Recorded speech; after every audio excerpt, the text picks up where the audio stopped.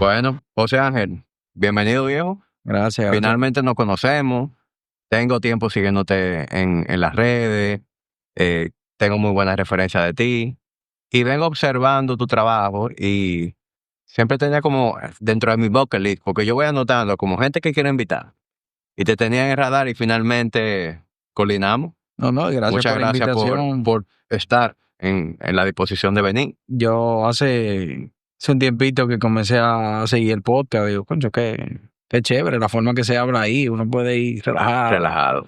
hablar de diferentes temas y no es fácil encontrar un podcast que dure mucho tiempo, ¿no? Son No, conversaciones largas. no, tú sabes que la mayoría de los podcasts, sobre todo aquí, son el formato de 1 hora o menos. Algunos ya se han animado a hacerlo un formato más largo. Yo sé que está el tema de que mucha gente graba en estudio, en donde tiene muchas veces esa limitante de que mira que viene otro podcast después, etcétera, y eso puede ser un tema.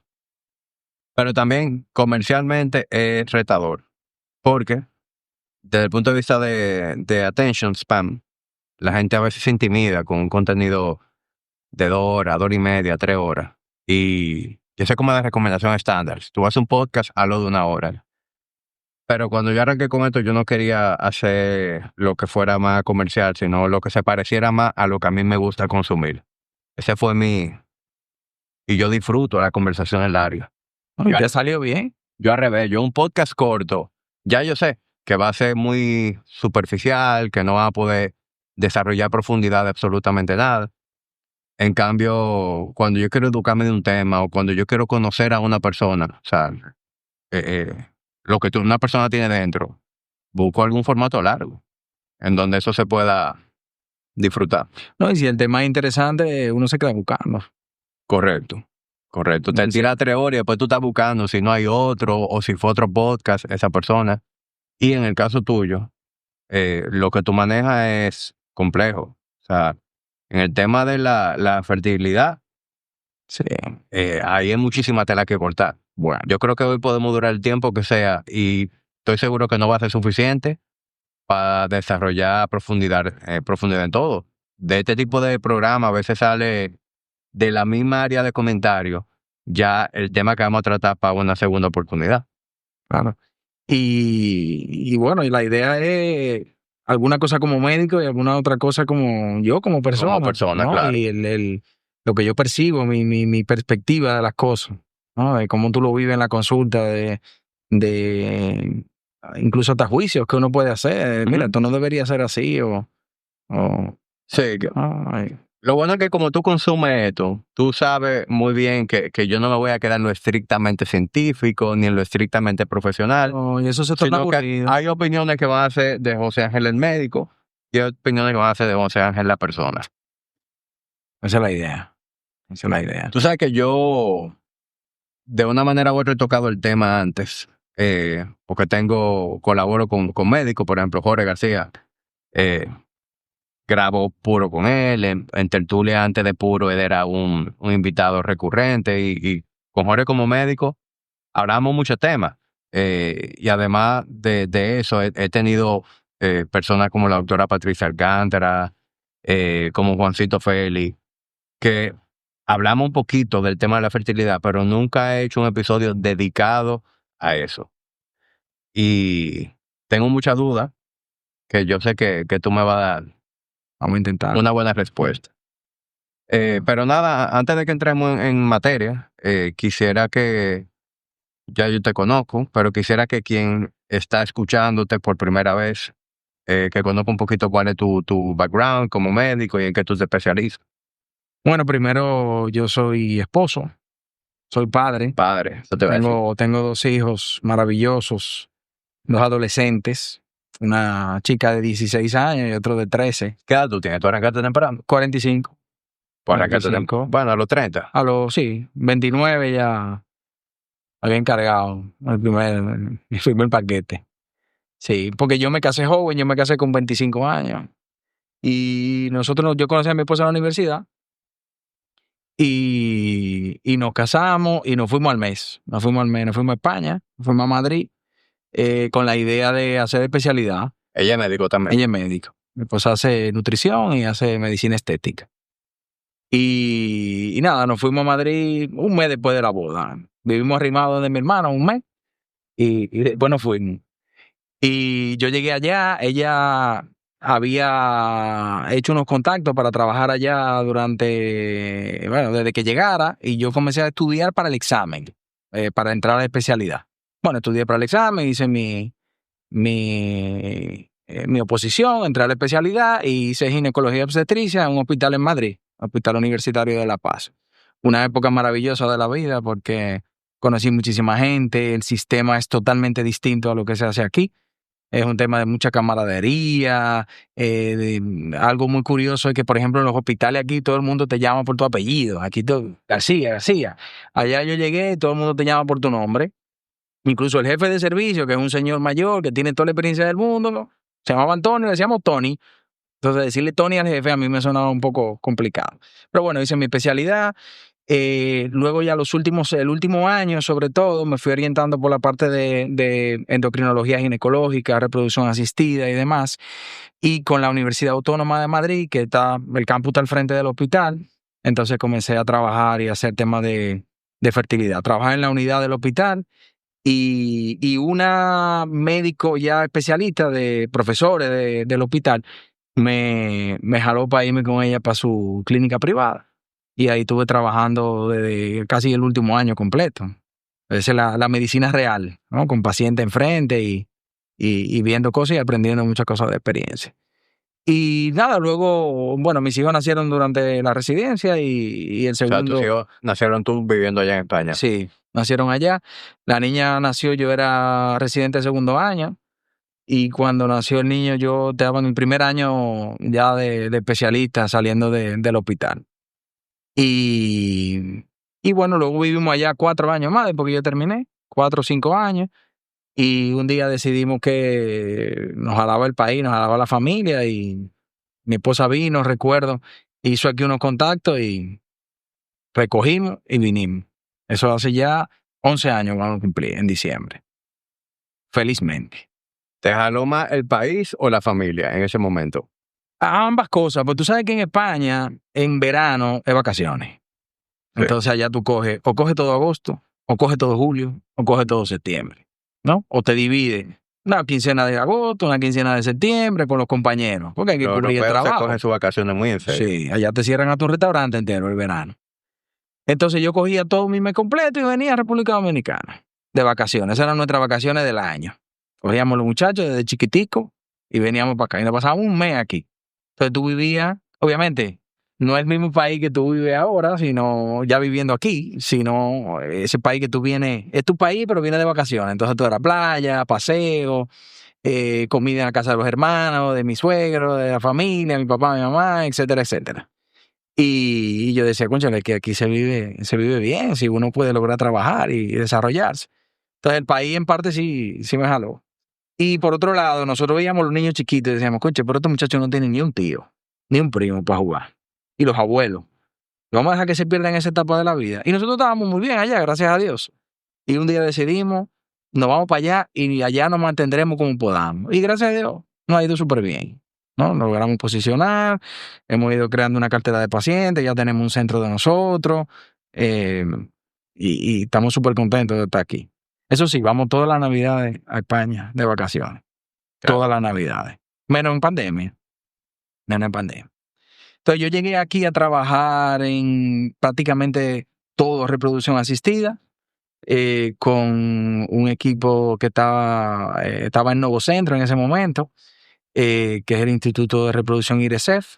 La doctora Tamara Franque me dio la oportunidad, incluso estando yo allá sin conocerme directamente, porque ella tenía cierto vínculo con mi mamá, del colegio y demás. Y ahí empecé a trabajar con ellos y me he ido desarrollando. Obviamente, aquí la práctica, en España es muy típico que el que hace reproducción asistida solo hace reproducción asistida.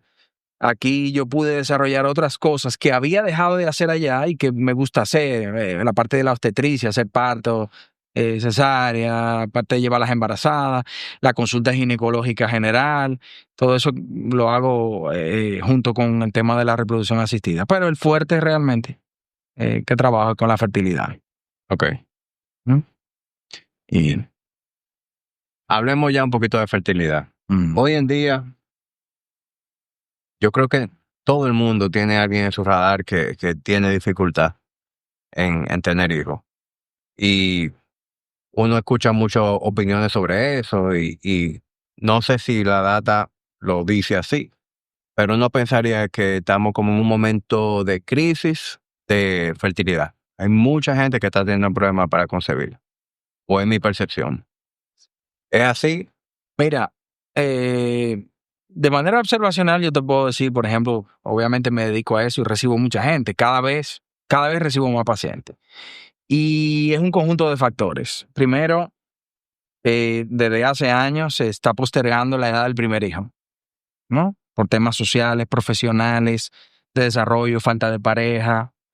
En el hombre, la calidad espermática, eso sí hay data que lo soporta, de los últimos 50 años hasta ahora es la mitad de lo que era en cuanto a calidad. Entonces, como yo le digo a los pacientes, estamos intentando embarazar mujeres más mayores con menos calidad.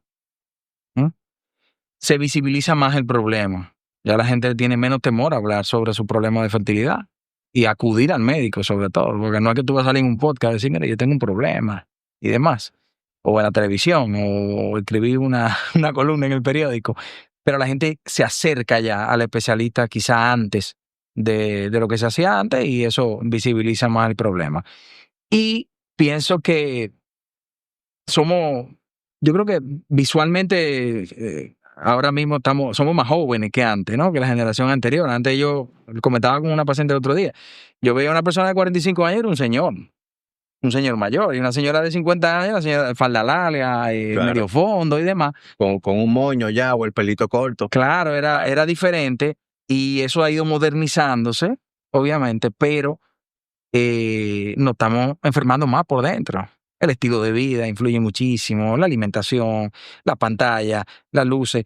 Eso parece que es un cliché de hablar mucho de eso, ¿verdad? De que del deje el celular, de que lo que comemos nos enferma, no hacer ejercicio, el sedentarismo y demás. Pero es que es una realidad patente. Estrés. Y es lo más difícil de resolver. Estrés y falta de sueño. Es una vaina que está acabando con la gente. Estrés, falta de sueño, la gente que se levanta a las 4 de la mañana y comienzan los problemas a saltar uno tras de otro. ¿No? Y todo eso, pues obviamente va alterando el sistema y hace que la probabilidad, esa función natural de concebir, pues se vaya deteriorando con el tiempo. Y si a eso le sumamos, pues eso, la postergación de la maternidad. Ahora yo recibo cada vez más mujeres de entre 30 a 35 años sin pareja, porque la mujer ha hecho así en el desarrollo. Emprende, tira para adelante, le va bien, es independiente, no necesita a nadie. ¿No? Mira, como yo sé que hablar de este tema del lado de la mujer es muchísimo más complejo que del lado del hombre. Hablamos del hombre primero. ¿A qué tú le atribuyes? ¿O cuáles son las cosas porque me imagino que tienes un espectro de cosas. Pero ¿a qué tú le atribuyes la baja calidad de espermática que tienen los hombres hoy en día? Mira, el 75% de las alteraciones espermáticas son idiopáticas, es decir, no se sabe la causa. ¿No? Entonces ahí es donde comenzamos a buscar todo eso que hablábamos ahora. Alimentación, el estrés, la falta de sueño, la falta de ejercicio, el sedentarismo, la obesidad, el consumo de tóxicos, obviamente. Y luego hay un porcentaje que sí tiene una causa definida, que puede ser genética, puede ser obstructiva, por infecciones previas, traumas, cirugías, etcétera. Pero la mayoría, la gran mayoría de los pacientes, de los hombres que se sientan en la consulta, se hace un estudio, un espermatograma, se llama, un estudio del esperma, ¿verdad? Y tú ves que la calidad espermática está por debajo de los parámetros establecidos y tú no encuentras una causa. Muchos de esos hombres tú le haces análisis normal, un análisis general, y tienen la glicemia alta o las enzimas hepáticas tan altas, el colesterol está elevado, no hacen ejercicio, obesidad. Hay gente que bebe diario, ¿no? Que ahí hay un nivel de sinceridad en la consulta y tú te das cuenta que se están enfermando por dentro. Y obviamente es una de las funciones. La función reproductiva siempre se ha entendido que no es una función vital y por ende el cuerpo coge energía para otras cosas. y disminuye. Por eso las mujeres cuando hacen mucho ejercicio y son atletas de alto rendimiento, pierden la regla. Es el mismo concepto del hombre, ¿no? Entonces, como eso no es una función vital, pues entonces va disminuyendo esa calidad.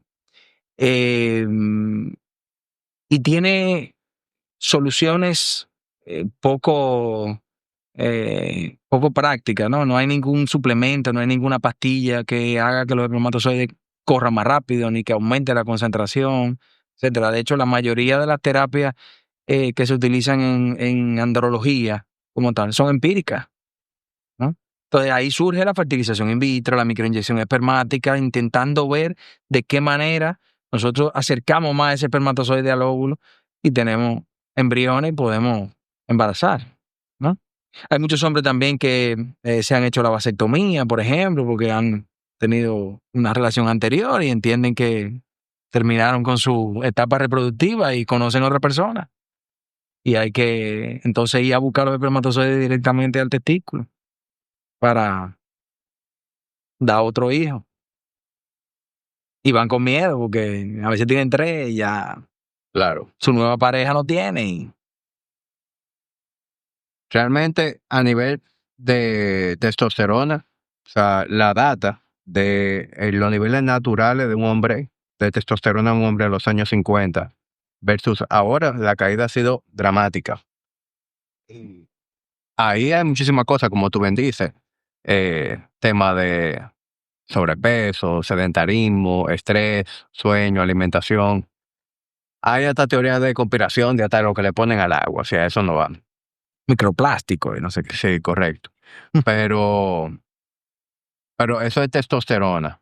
Yo sé que eso puede guardar relación con la Sí. producción espermática, pero tampoco una relación 1 a 1. Mira, hay algo ahí importante y es que siempre se ha relacionado la testosterona con la función tanto masculina a nivel sexual como reproductiva. Y realmente la testosterona que es importante es la testosterona intratesticular, ¿no? Es la testosterona que realmente importa para el desarrollo y la correcta maduración espermática.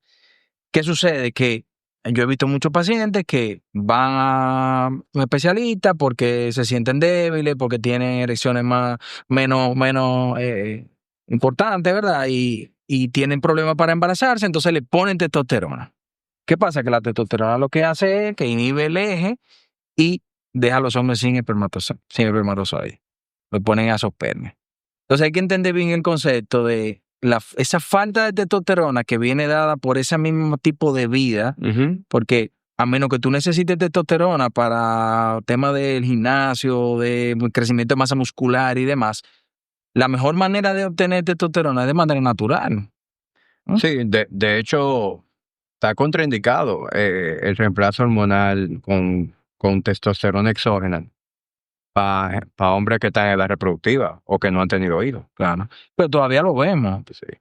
Yo sí sé que hay otros métodos que se utilizan para estimular la producción natural en casos como eso, por ejemplo, el uso de HCG, de clomifeno.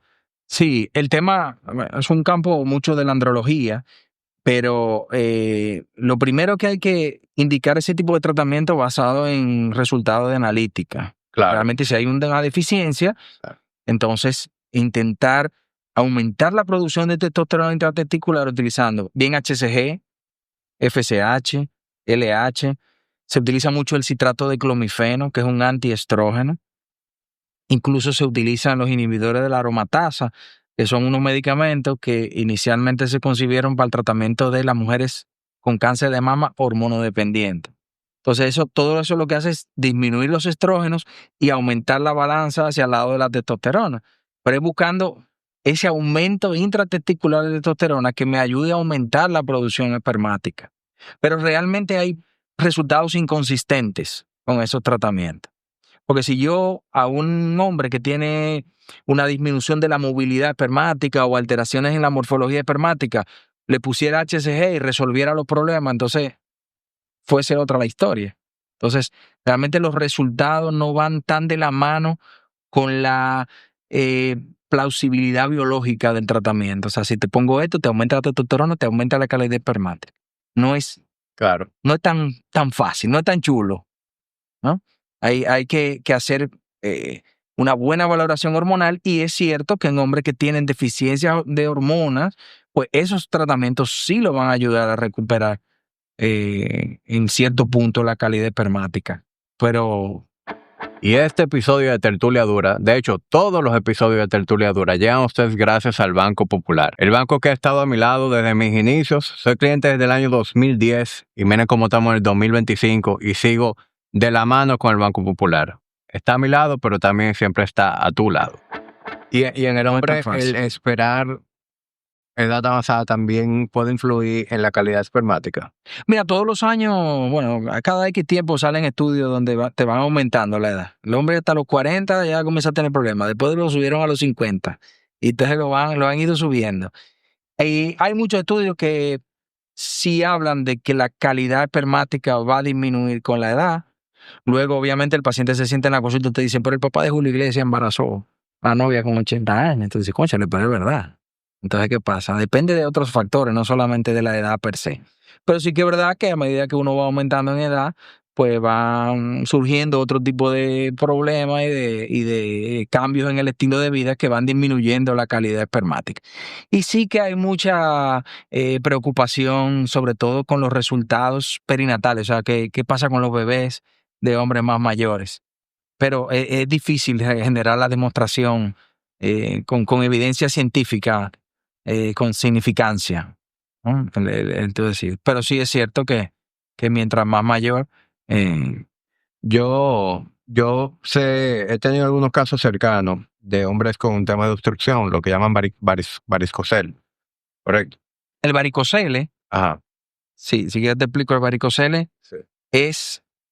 son varices, las varices que salen en las piernas, pero en el nivel de alrededor de los testículos. Los testículos hay un plexo, un enramado de venas que son las encargadas de llevar la sangre del testículo hacia el corazón, ¿no? La vena en el cuerpo, lo que recoge la sangre de la periferia hacia el sistema, hacia el corazón. Entonces esas venas se ingurgitan porque las paredes de la vena no tienen esa contractilidad, porque el drenaje van anti fuerza gravitacional, ¿verdad? Y el drenaje de la vena renal izquierda de la vena espermática izquierda, es a nivel de la renal, es un poco más alta que a la derecha. Por eso muchas veces el varicocele es más del lado izquierdo. Incluso se ha hablado de que cierto grado de varicocele en el lado izquierdo es hasta fisiológico. Entonces se ha hablado mucho del varicocele. Aquí me van a crucificar los urólogos. Se ha hablado mucho del varicocele como causa de infertilidad masculina. Y eso ya todo es como de dominio público. Pero realmente, y hay una razón y un razonamiento lógico en eso, y es que obviamente la sangre remansada aumenta la temperatura testicular, eso va a ir alterando la producción espermática, incluso puede hacer que los testículos disminuyan de tamaño. ¿Cuál es mi concepción? Que el varicocele, si no duele, no molesta, no es un grado exagerado, o sea, incluso que se vean las varicosidades por fuera de la bolsa escrotal, no es una indicación de cirugía para mejorar los resultados de buscar embarazo, ¿no? Es cierto que sí, un joven de 17, 18 años que todavía ni siquiera está pensando en tener familia, se le detecta varicocele, ese sí debe operarse para evitar el deterioro de la calidad espermática. Pero es un tema controversial de mucha lucha. Pero, por ejemplo, cuando a mí me llegan parejas a la consulta, si hay un varicocele, el hombre no tiene molestia, hay un varicocele de un grado que es bajito, yo evalúo otros factores. No es un paciente que yo lo voy a enviar al urólogo para que lo opere. Y hay muchos urólogos que lo ven y dicen, mira, este grado de varicocele no es para cirugía. Porque, ¿qué pasa? Muchos pacientes pasan primero por el urólogo, no se orientan de manera conjunta, sino que tenemos problemas para tener. Vete para el ginecólogo, que yo me voy a ir al urólogo. Entonces cada uno va por su lado. Entonces el hombre viene del urólogo ya operado y tomando clomifeno, y la mujer entonces tiene otros problemas por aquí, la trompa está encerrada, pues por eso no se quedaba. Cuando tú unificas todos los conceptos, tú dices, bueno, que todavía hay que haberlo visto juntos para poder decidir cuál era la mejor actitud. Pero eso no pasa mucho en nuestro medio y bueno, en otros países también. ¿Y qué podemos hacer los hombres de manera proactiva? Por ejemplo, si yo tuviera 20 y pico de años, Eventualmente quiero tener hijos, pero quiero como que tener esa certeza de que yo no tengo ningún tema.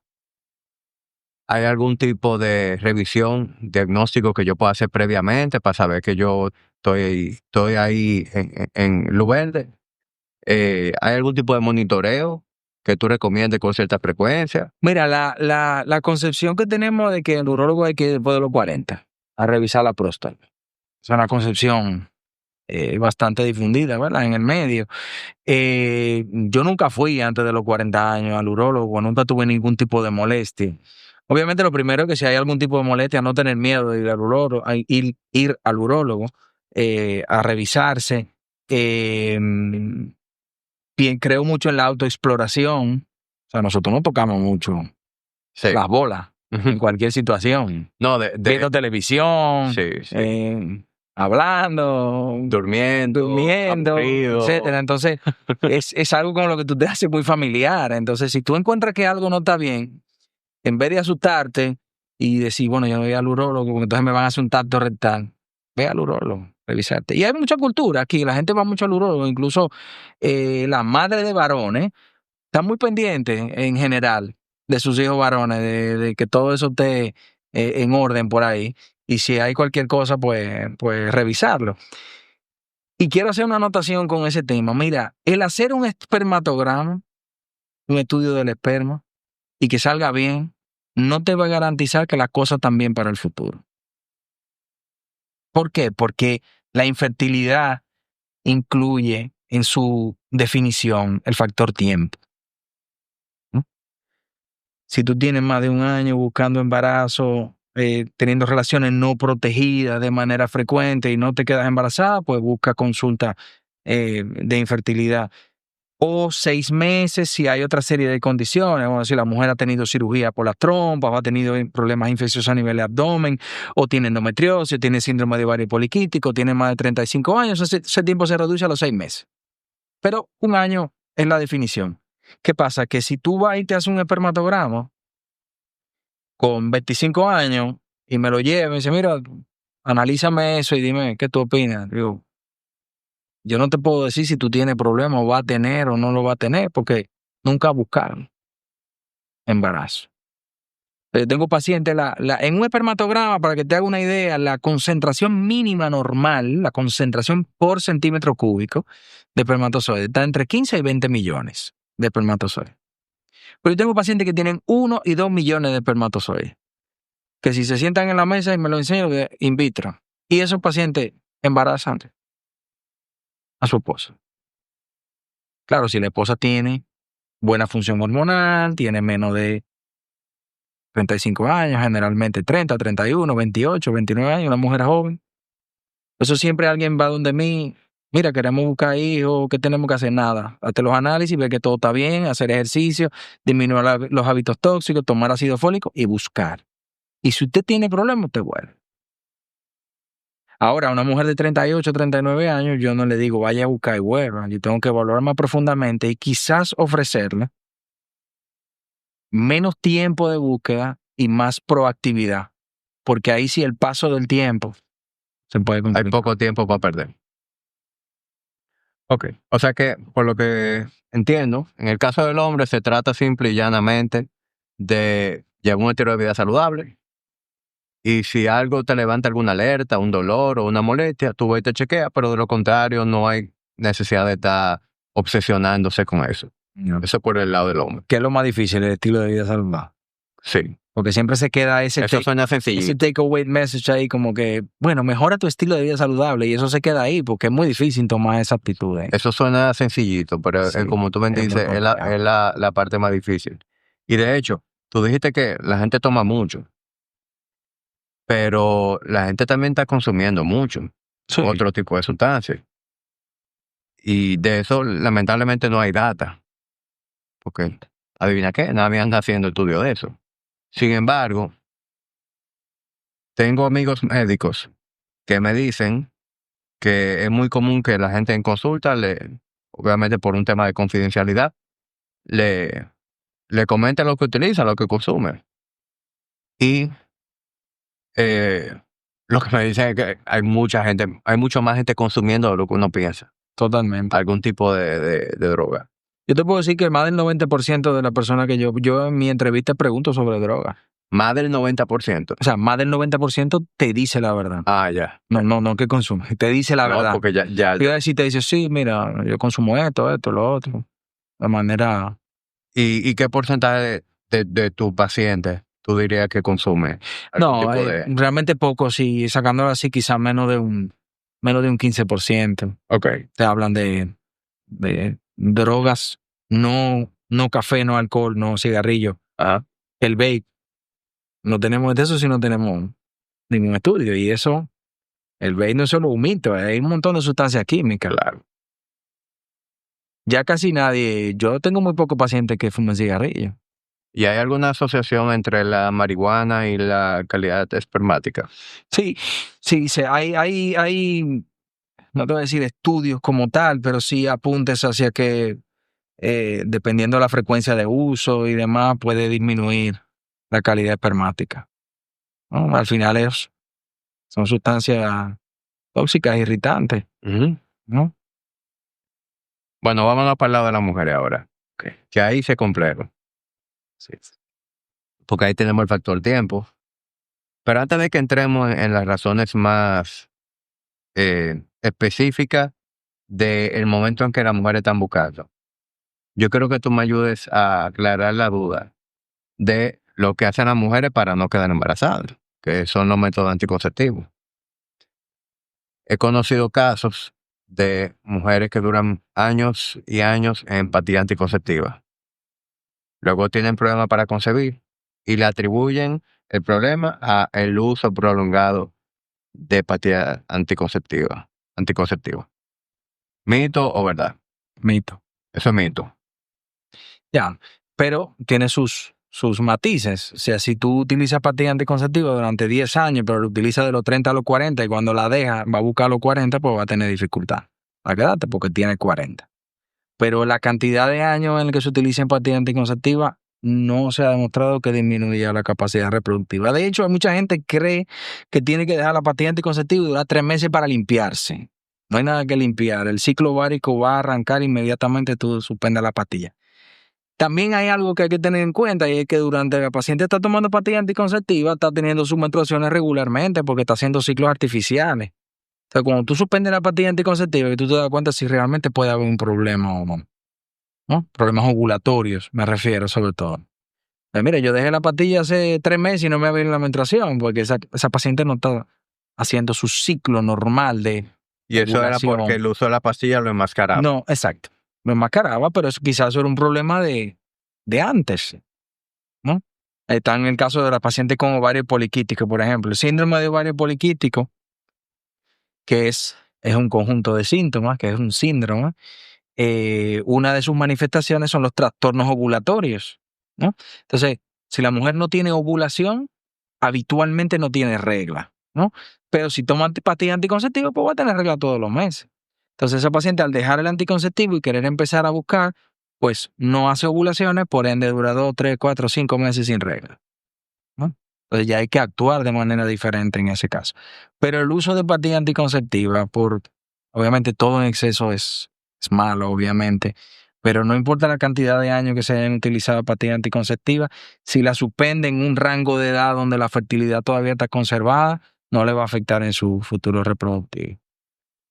Yo tengo entendido que el método anticonceptivo va de la mano con la planificación. Por ejemplo, una mujer que no desee concebir en los próximos 3 años, lo más recomendable es un Mirena, un dispositivo en el útero, ¿verdad? Y en el caso de las pastillas, eso se recomienda más para una planificación que quiero buscar. No quiero tener hijos en los próximos 6 meses, 12 meses. ¿Es así? Lo que pasa es que las pastillas anticonceptivas no solamente se utilizan como una forma de planificación, también funcionan como un tratamiento hormonal dependiendo de ciertos trastornos, ¿verdad? Ok. Siempre, por ejemplo, la endometriosis se trata en uno de los escalones de primera línea con pastillas anticonceptivas. o los mismos pacientes con síndrome de ovario poliquístico que tienen otras manifestaciones como aumento de los andrógenos, testosterona y demás, entonces tienen vello excesivo, el pelo se cae, área de alopecia, acné y demás, pues la pastilla anticonceptiva le va a funcionar como un tratamiento para disminuir esos niveles androgénicos y ayudarle a mejorar muchas veces esas manifestaciones. El ovario poliquístico está asociado al sobrepeso, ¿verdad? Sí. Esa es la razón más común. El tema es que el ovario poliquístico va muy de la mano con la resistencia a la insulina. ¿No? Es una entidad endocrinológica, afecta a un 10% más o menos de las mujeres. Y el sobrepeso es una de las manifestaciones más importantes, aunque hay muchas pacientes con ovario poliquístico que están en normopeso también. Lo que pasa es que la descripción inicial fue la mujer barbuda con obesidad, con acné, mucho pelo y con una obesidad importante. Y obviamente, mientras más peso tiene la mujer, pues más floridas son las manifestaciones, porque hay más resistencia a la insulina. La resistencia a la insulina disminuye esa hormona, esa guaguita que lleva la testosterona en la sangre, por ende la testosterona se manifiesta más libremente y hay más síntomas androgénicos, más alteraciones de la ovulación y demás. Okay. ¿No? Pero no necesariamente. Lo que pasa es que nosotros mismos, incluso cuando vamos a ver una paciente con síndrome de ovario poliquístico, relacionamos con una paciente en sobrepeso. Porque incluso si adelgaza, comienza a ver sus reglas nuevamente y mejora mucho las manifestaciones al perder peso. ¿No? Pero volviendo a los anticonceptivos, con el tema del tiempo. Mira, el anticonceptivo es dependiendo de los deseos de la usuaria, las expectativas que tiene. No todo el mundo le gusta tomar pastillas, no todo el mundo se pone un dispositivo tipo Mirena o cualquier otro tipo de dispositivo intrauterino. Obviamente el factor tiempo influye. Si tú tienes una paciente que acaba de dar a luz y plantea que en 2, 3, 4 años que quiere tener otro hijo, entonces quizá poner un Mirena es una mejor opción porque le permite más tiempo de anticoncepción sin tener la preocupación de tenerse que tomar la pastilla todos los días, de que no se le olvide y demás. La pastilla se tiende a utilizar en mujeres más jóvenes, Doctor, habitualmente. ¿usted no conoce a ese? No, Luis, ahí. Me voy a ahorrar tu nombre. Pues sí. Se tiende a pensar que la mujer, mientras más joven, es más proclive es más seguro utilizar pastillas anticonceptivas. Al final, las pastillas anticonceptivas son hormonas sintéticas que van a aumentar riesgo de trombosis y de otro tipo de alteraciones de coagulación, sobre todo.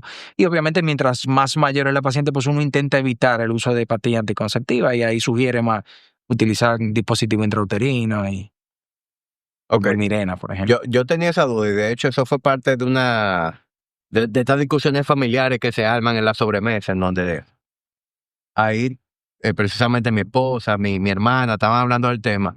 Y yo dije, tú sabes que voy a aprovechar que voy a grabar con José Ángel la semana que viene, le voy a preguntar. Vamos a preguntar a la gente que sabe. Y con el tema de los anticonceptivos y la fertilidad, es como que es tan fácil hacer el argumento de que, claro, si tú duras 15 años metiéndote hormona exógena, obligatoriamente eso te tiene que ocasionar algún tipo de daño. Pero en la ciencia las cosas no son tan sencillas como No. ese tipo de argumentos tienden a ser como muy obvios, como de validar. Pero Sí, te entiendo, porque nos pasa todos los días. Esas pastillas son. Además, el esposo le pelea a la esposa, a la mujer en la consulta. Tú tomaste pastillas demasiado tiempo. Yo te dije a ti que eso no era por eso. Señores, calma. Eso no tiene nada que ver. ¿No? Entonces, por ejemplo, los DIU, los dispositivos intrauterinos, sí que se pueden relacionar. Es poco frecuente verlo, pero sí pueden, por ejemplo, lo que son inertes, que no son revestidos de núcleo hormonal, como el Mirena, etcétera, lo que son de DIU, de cobre, de oro, de plata, etcétera, tienen uno de sus mecanismos de acción es producir un efecto inflamatorio aséptico dentro del útero y de esa manera impide la implantación embrionaria, ¿no? Por eso se ha hablado incluso mucho de que si son abortivos, porque entonces el embrión ya se formó, pero lo que tú no impide, tú impides que se que se implante y demás. Entonces, ese proceso inflamatorio, aunque sea séptico, pudiese eventualmente generar algún tipo de problema dentro de la cavidad uterina. Adherencia, estrechamiento de la cavidad y demás, que eso sí te puede repercutir en el futuro. Aparte que esos DIU están más asociados a procesos infecciosos a nivel pélvico, sobre todo cuando una mujer tiene un DIU de cobre y tiene múltiples parejas sexuales, realiza una serie de prácticas sexuales, vamos a decir, no adecuadas, ¿verdad? Y eso va a predisponer a que esa misma infección que ocurre en el cuello del útero, en la vagina, cuello de útero y trompas. La tertulia llega a usted gracias a Domex. Y a mí me encanta cuando una marca apoya este espacio, y yo era usuario de la marca mucho antes, porque eso guarda coherencia. Yo soy un usuario de Domex porque, al igual que todo el que es usuario de Domex, valora su tiempo. A mí me encanta el hecho de que yo tengo la membresía Black y cuando llega algo se cobra solo y me lo mandan a mi casa. Y antes de que yo la tuviera, era algo tan sencillo como entrar, pagar la aplicación y recibirla en mi hogar. Es decir, yo no me tengo que mover a ningún lado. ¿Ustedes si quieren facilitar la vida? Pues utilicen Domex también, ¿no? Pues vayan a dar con una obstrucción de las trompas y obviamente una dificultad para embarazarse, lo que es el factor tubárico, que fue por donde empezó todo esto. La primera mujer que nació en el mundo por fertilización in vitro, Louise Brown, en 1978, el problema de su mamá era las trompas. Y por eso todo científico dijeron, pero vamos a ver si hacemos esto afuera y ponemos adentro. Que dicho sea de paso, hay una película que se llama Joy, muy buena, sobre la historia de la primera fertilización in vitro. Ya la he visto 2 veces. Mira, yo nunca repito películas, pero esa película es Joy. increíble. J-O-Y, Joy. Como alegría. La voy a buscar. Mira, chulísimo. Entonces, en la mujer, por lo que voy entendiendo, es muy importante que se vaya checando desde joven. Y si desde una temprana edad yo estoy teniendo temas hormonales por los cuales utilizo anticonceptivo como un tratamiento hormonal, pues entonces más importante es que yo esté encima de cómo voy evolucionando. A diferencia del hombre, como te decía ahorita, que uno dice, bueno, yo hasta los 40 años no voy al urólogo, porque ya hay que chequearse la próstata. Y uno dice los 40 años porque eso es lo que ponen en los anuncios, lo que el urólogo recomienda, la Asociación Americana de Urología y demás. Pero uno hace un delay como de 1 año, entre que se lo va pensando y demás. Y después se da cuenta que es una tontería. Un mensaje para todos los hombres que nos ven. Pero en la mujer sí que se aconseja que desde que empieza la menstruación, desde la etapa de la primera menstruación, incluso menopausia y posteriormente, debe hacer su visita al ginecólogo regularmente, ¿no? Entonces, incluso hay pediatras especializados en adolescentes que nos asisten un poco con todo lo que son temas de, si hay alteraciones menstruales, obviamente nos consultan, lo manejan más el pediatra que nosotros, pero cuando hay alteraciones en los ciclos menstruales, también hay un tema de información. Las primeras menstruaciones son ciclos anovulatorios, son menstruaciones irregulares, entonces todo eso es enseñarle a las madres, a las niñas, todo eso que está sucediendo, pero sí que ya cuando empiezan las relaciones sexuales hay que ir al ginecólogo, eso está claro. Y ahí yo sí te puedo decir que yo he podido detectar muchísimas cosas que han prevenido problemas en el futuro. Por ejemplo, ovarios que uno los ve con menos cantidad folicular, o sea, menos reserva. Y tú dices, concho, eso no, ese ovario no me gustó como lo vi, vamos a hacerle alguna prueba, está pendiente. Incluso yo creo que estamos evolucionando al punto de poder detectar bajas reservas ováricas o fallos ováricos prematuros en sus inicios para poder incluso preservar fertilidad en chicas tan jóvenes como 20 años, 21 años, 22, 23, 24 años. Guardarle sus óvulos para que sean sus propios donantes en un futuro, si vemos que puede haber algún tipo de alteración en cuanto a la reserva ovárica, porque uno de nuestros principales sufrimientos hoy en día es cuando hacemos tratamiento de reproducción, sobre todo en esa subpoblación que busca y le cuesta quedarse embarazada, es la cantidad de óvulos que nos puede ofrecer, ¿no? Y eso es muy variable porque la cantidad de óvulos está determinada genéticamente desde el momento que tú estás en el vientre, bueno, tú no, la mujer está en el vientre de su madre. Y esos óvulos se van a ir gastando, se van a ir gastando, se van a ir gastando, se van a ir gastando con el tiempo. Entonces, o tu dotación original es reducida o tu depresión es muy acelerada, o te tocó menos, se te acaba más rápido, ¿no? Pero eso nadie lo sabe. Entonces, si surgen otro tipo de problemas que nos obliguen a hacer fertilización in vitro, como un factor masculino, por ejemplo, quizá con la cantidad de óvulos que esa mujer me puede ofrecer, me va a costar más conseguir ese embarazo o su pronóstico va a ser peor que si hubiese tenido una buena reserva ovárica, ¿no? Si yo hubiese conservado eso antes o si hubiese buscado el embarazo antes. No sé si te estoy mezclando temas, pero por ejemplo, se entiende perfectamente bien. hay muchas mujeres que estamos recibiendo últimamente para congelar sus óvulos. Saltando un poco el tema, aunque volvamos atrás. Y tú haces una prueba, la famosa hormona antimuleriana, no sé si la escuchado mencionar, Sí. que es un indicador que nos dice, nos orienta cómo está el pool ovocitario en esa mujer, o sea, más o menos la cantidad de óvulos que tiene. No me va a decir un número, obviamente, de cuántos óvulos hay, pero me dice si hay muchos, si hay pocos, etcétera. Entonces, quizá para esa mujer, embarazarse de manera espontánea, si tuviese una pareja, necesita pocos óvulos o nada. Ahora, para guardar necesito cantidad. Yo he visto que ha cogido mucha popularidad lo de congelar huevos. Sobre todo hoy en día que vemos que para nadie es un misterio que las mujeres deberían idealmente tener sus hijos entre los 20 y 30 años y como muy tarde 35 años ya deberían estar entrando en su etapa reproductiva. Pero sabemos que por cuestiones de carrera, no tener una pareja aún, etcétera, muchas mujeres pasados los 35 aún no están en eso.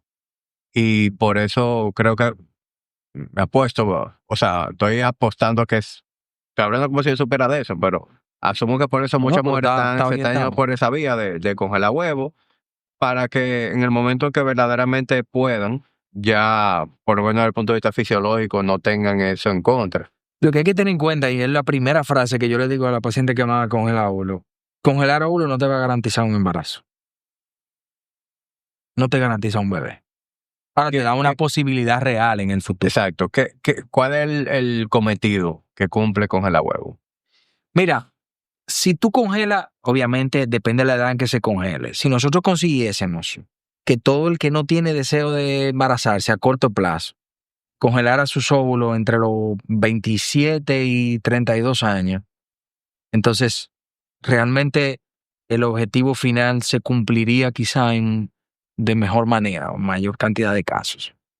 Como te digo una cosa, te digo otra. Hay un estudio reciente publicado en una revista de mucho impacto, Fertility and Sterility en Estados Unidos, dice que menos del 10% de las mujeres que congelan sus óvulos van a buscarlos. Después, van a utilizarlos, ¿no?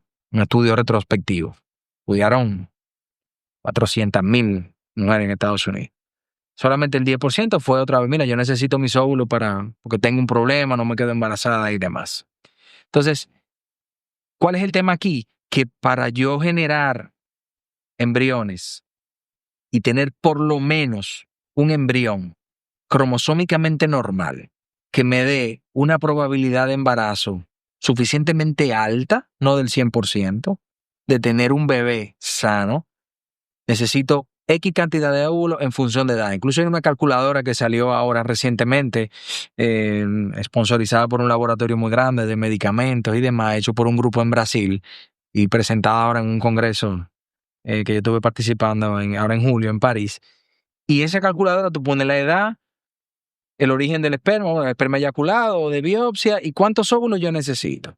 Yo hice un cálculo esta mañana, por ejemplo, una paciente de 40 años necesita 29 óvulos para tener por lo menos un embrión. Tener la probabilidad del 90% de tener un embrión sano. Es una barbaridad, 29 óvulos. Que tú coges la calculadora y dices, esto no sirve. Pero esa es la realidad. Obviamente eso es una calculadora y es un promedio. Porque muchas pacientes con 40 años que tenemos 6, 7 y 4 óvulos podemos tener por lo menos un embrión y darle un bebé. Gracias a Dios, ¿no?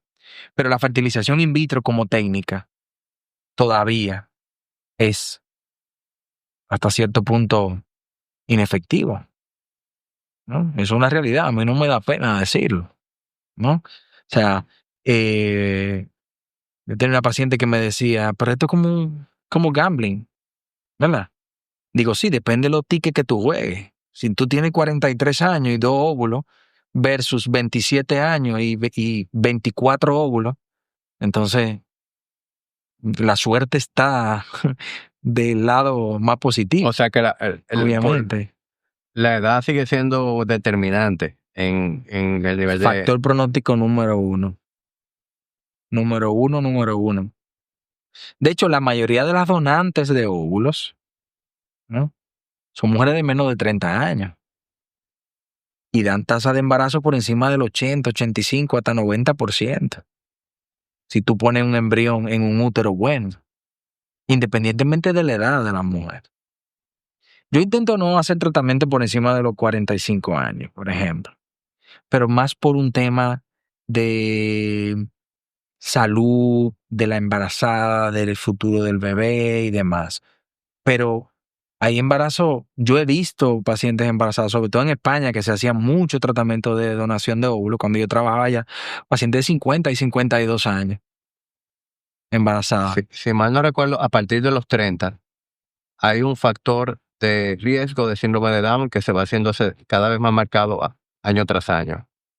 O sea que a los 45 ese factor de riesgo de que la criatura padezca síndrome de Down debe ser bastante Sí, elevado. mira, cualquier persona que se embaraza tiene riesgo de síndrome de Down. Obviamente va a aumentar con la edad. El pico de mayor preocupación lo hace a partir de los 35 años. Por eso, hace muchos años, se le hacía una amniocentesis. ¿Sabes lo que es la amniocentesis? Que es, No. se pincha la barriga embarazada y se saca líquido amniótico para hacer un estudio genético. Se le hacía amniocentesis o se recomendaba amniocentesis a todo el mundo, ¿no? Entonces, como la amniocentesis tiene un 1.5% de riesgo de pérdida del embarazo, los estudiosos de la medicina fetal en su momento, eso yo lo viví cuando era residente todavía, comenzaron a hacer una serie de algoritmos que llevaban mediciones sonográficas, análisis de sangre de algunas hormonas, y todo eso lo ponían en un software que se hace hoy en día, se llama screening combinado, y te da un riesgo. Entonces, si ese riesgo está por encima del punto de corte, que es 1 en 270, entonces tú recomiendas esa prueba de amniocentesis. Si no, no. Independientemente de la edad. Y eso fue para disminuir la amniocentesis.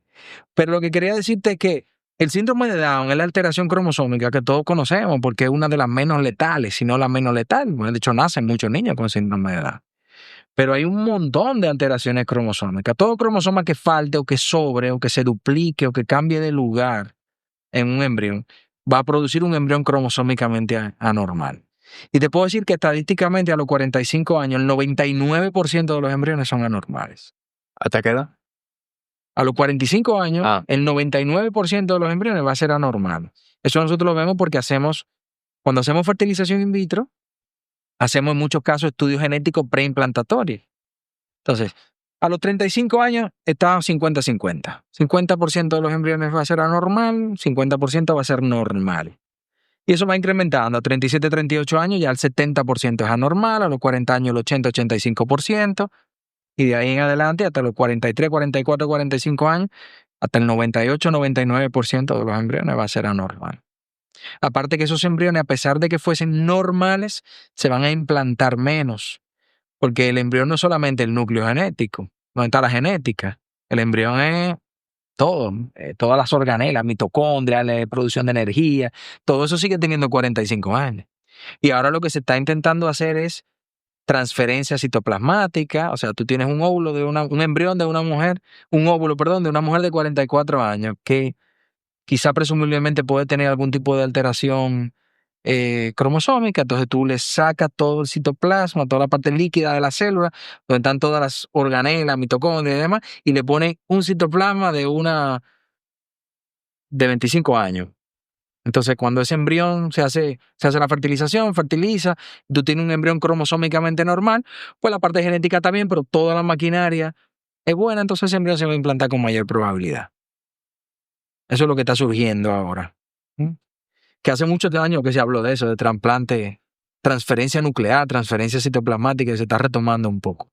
Pasa que genera dilema ético, porque entonces hay un tercer participante en la formación del embrión.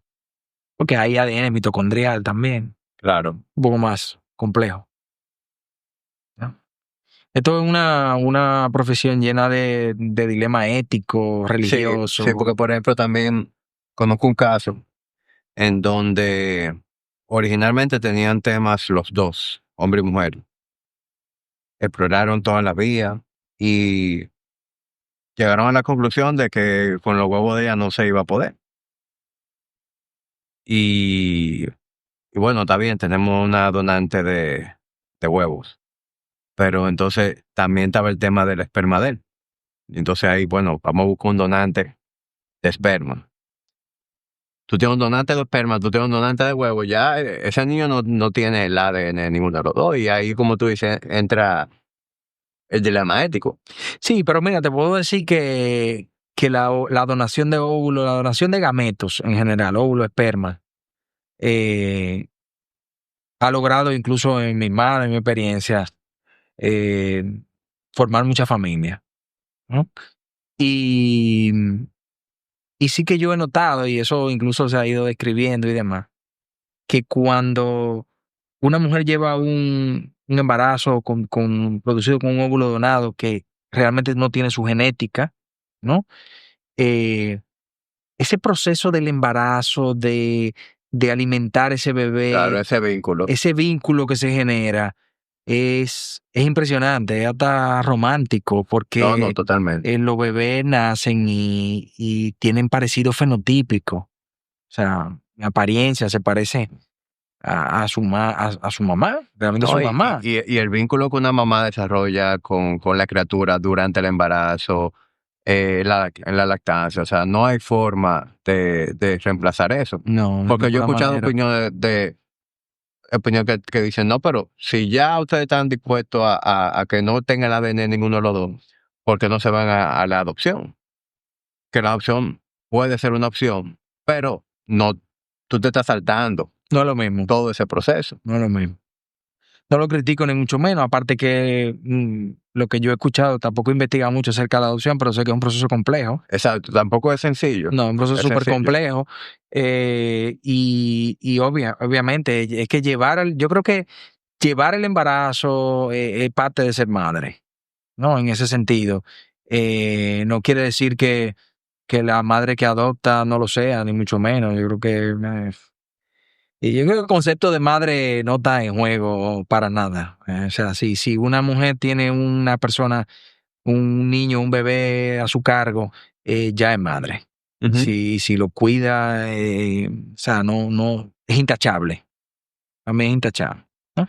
Pero la parte de la experiencia de llevar el embarazo y generar el vínculo durante el embarazo, incluso yo sí pienso que ya eso, José Ángel, persona, que sería mucho más difícil la donación de esperma, por ejemplo, que la donación de óvulos, porque el hombre sale un poco del huevo y deja de participar. Entonces, hay que preocuparse mucho cuando uno necesita utilizar esperma donado, de que realmente antes de ese tratamiento esa relación esté bien cohesionada, que tenga una buena asesoría a nivel psicológico de pareja y Sí, demás, porque, para evitar temas posteriormente. sí, porque incluso creo que hasta desde un punto de vista legal ahí puede quedar un vacío. Sí, Desde el el punto de vista tema de aquí es paternidad. que sí, pero por ejemplo en República Dominicana los niños son de la mujer que los pare, ¿no? Y incluso de quien los declara legalmente. Aparte que cuando hacemos tratamiento con semen donado, se firma un consentimiento que realmente no es un consentimiento que tenga un gran amparo legal, pero sí yo les recalco mucho en que ellos, ese hombre, al momento de firmar ese consentimiento, utilizando el esperma de donante, adquieren un deber biológico con esa criatura. Entonces, Siempre se recomienda que la donación venga de un banco de esperma, no de un familiar que le dijo un primo, que le dijo un hermano. yo me crié, por decirlo de alguna manera, en España, donde hay una ley de reproducción bastante clara, explícita y, te puedo decir, para mí una de las mejores del mundo, de donde hay ley de reproducción como tal, donde la donación es anónima completamente. Entonces, cuando yo hice mis primeros casos, no era negociable que fuera eso. Obviamente llegamos aquí donde no tenemos una ley de reproducción per se, nos llevamos para trabajar de la ética y de un poco de las normativas y los lineamientos que hay fuera. Pero yo personalmente desaconsejo donación de un primo, mi hermano, una tía. Porque ahí sí es un tema ético más serio. Sí, sí, sí. Yo tengo casos de hermanas que le han donado a hermanas. Depende de cada familia, eso siempre se analiza muy bien antes de. Pero yo tengo una prima de cariño que vive en el campo. ¿Tú sabes que hay personas que todavía reciben 2 facturas distintas? Una de su teléfono móvil y otra del teléfono de su hogar. Eso es insólito. Si a ti te está pasando eso, te invito a que averigües sobre Todo Altiz. Es un plan en donde tú unes todas las necesidades tuyas de telefonía móvil con las de tu hogar en una sola factura, con fibra, la más alta velocidad y evidentemente el mejor precio. Con Todo Altiz, todo tiene sentido.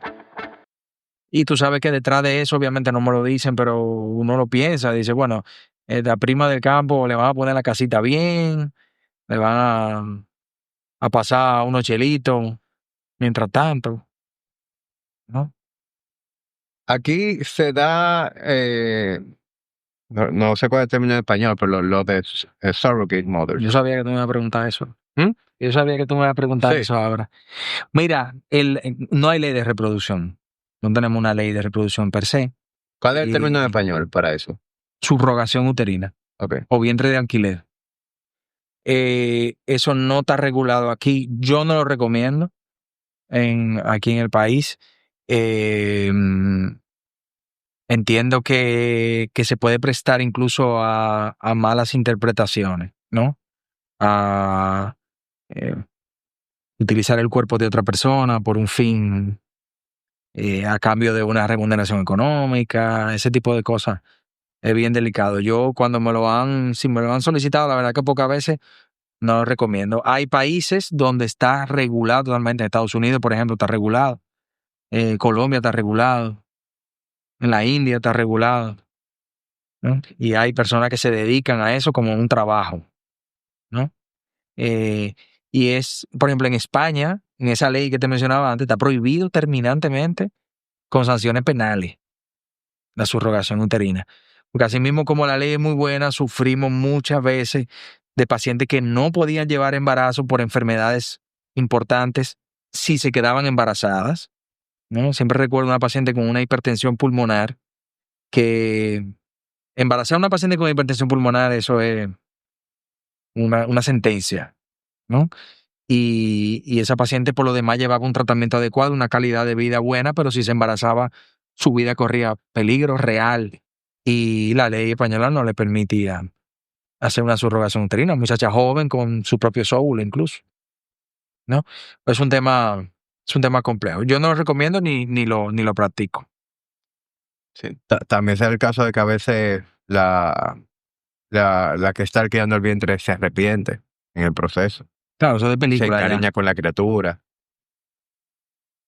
Yo prefiero ni pensarlo en eso. Se hacen contratos y miles de cosas. También hay un tema, por ejemplo, cuando tú tienes un vientre de alquiler y es con un embrión tuyo, o sea, de tu pareja, que tiene tu óvulos, tu genética y demás, pues ahí aunque se inicie un caso complejo, al final por tema de consanguinidad y eso, pues te van a entregar tu hijo en países donde eso funciona así. Por ejemplo, Estados Unidos, eh, tu hijo por consanguinidad, no porque nació allá.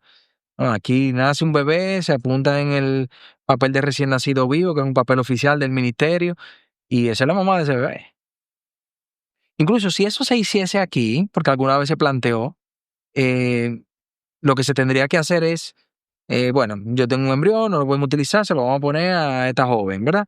Esta joven va a llevar el embarazo y cuando dé a luz, legalmente va a salir a nombre de esa persona y esa persona lo va a dar en adopción. Entonces tú haces el reclamo de esa bebé en adopción. Pero imagínate lo complejo que es, Sí. ¿no? Esa es la salida a nivel legal que eso tiene aquí, ¿no? Pero carecemos de ese marco regulatorio todavía. Y no había, por eso te digo, la ética y hacer las cosas bien hechas. Y ayudar a muchísima gente. ¿no? Yo creo que todas las parejas que tienen un deseo genuino de ser padre, se lo merecen y hay que ayudarla con todo. Y eso es lo que yo hago todos los Que al días. final eso es lo frustrante de todo esto, que mucha gente no anda buscando un embarazo y lo tienen y a veces se practica un aborto o de repente ese niño no tiene una presencia de papá o mamá porque no fue buscado, no hubo una responsabilidad y entonces gente que sí quiere tener hijos tiene problemas. Es como tan injusto Pues esas son las desigualdades del mundo en que vivimos. verlo desde ese punto de vista. eh, y por eso es importante hablar de esto, ¿verdad? No es que vamos a curar con este episodio, pero si por lo menos una persona escucha este tipo de conversaciones y aborda diferente el tema de formar familia, entonces ya uno está haciendo una diferencia. Yo lo que me estoy llevando de esto es que la clave está en empezar joven. Sí, pues claro. Lo que Esa pasa es es la que clave. eso es difícil. Yo, por ejemplo, obviamente a veces quisiera que la gente siguiera lo que yo hice, ¿no? Que fue buscar tener mi familia joven.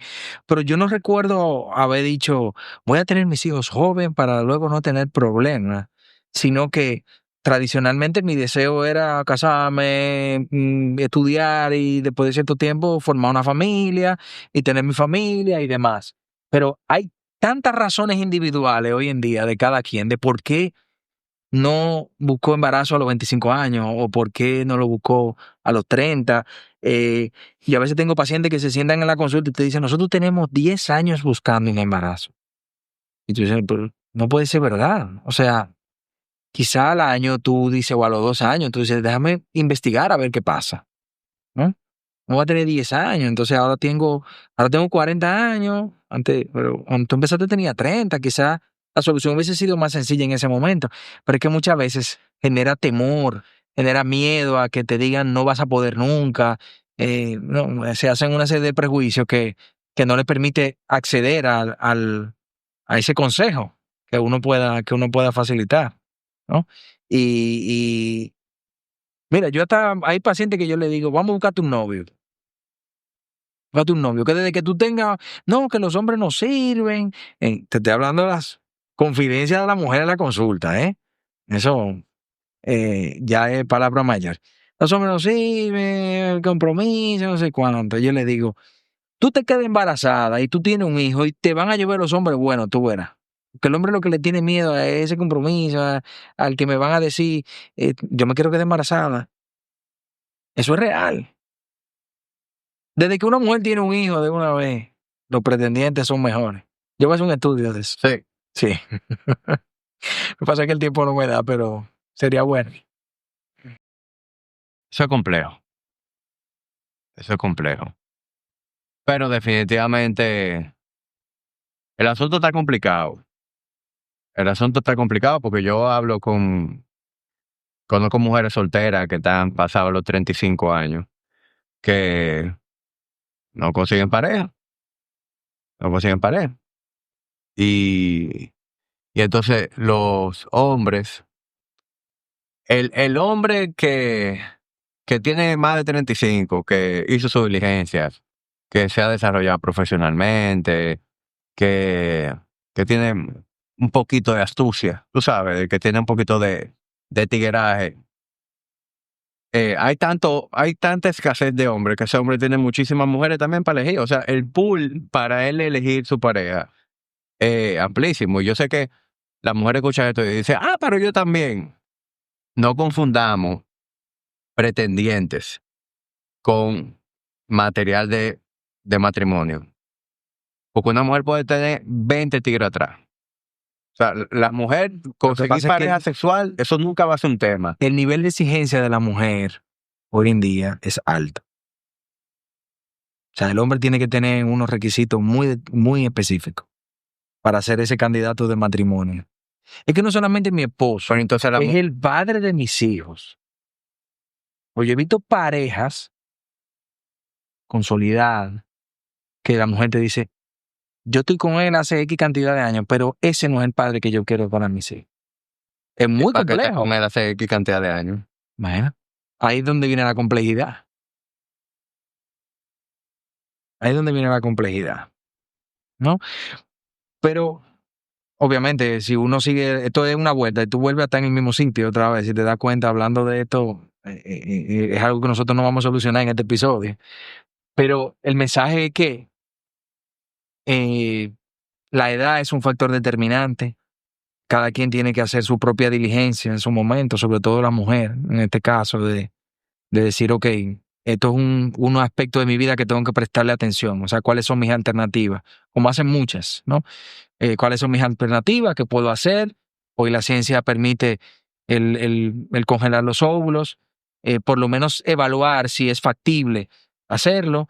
Eh, Hay muchas mujeres que optan por la maternidad en solitario, lo cual me parece súper loable, debe ser súper complicado. Hay gente que deciden, yo voy a ser madre yo sola y voy a comprar un esperma, voy a ser madre. Voy a tener mi hija, voy a llenar esa casillita que tiene la mujer de la maternidad ahí, check, y sigo para adelante mi vida, ¿no?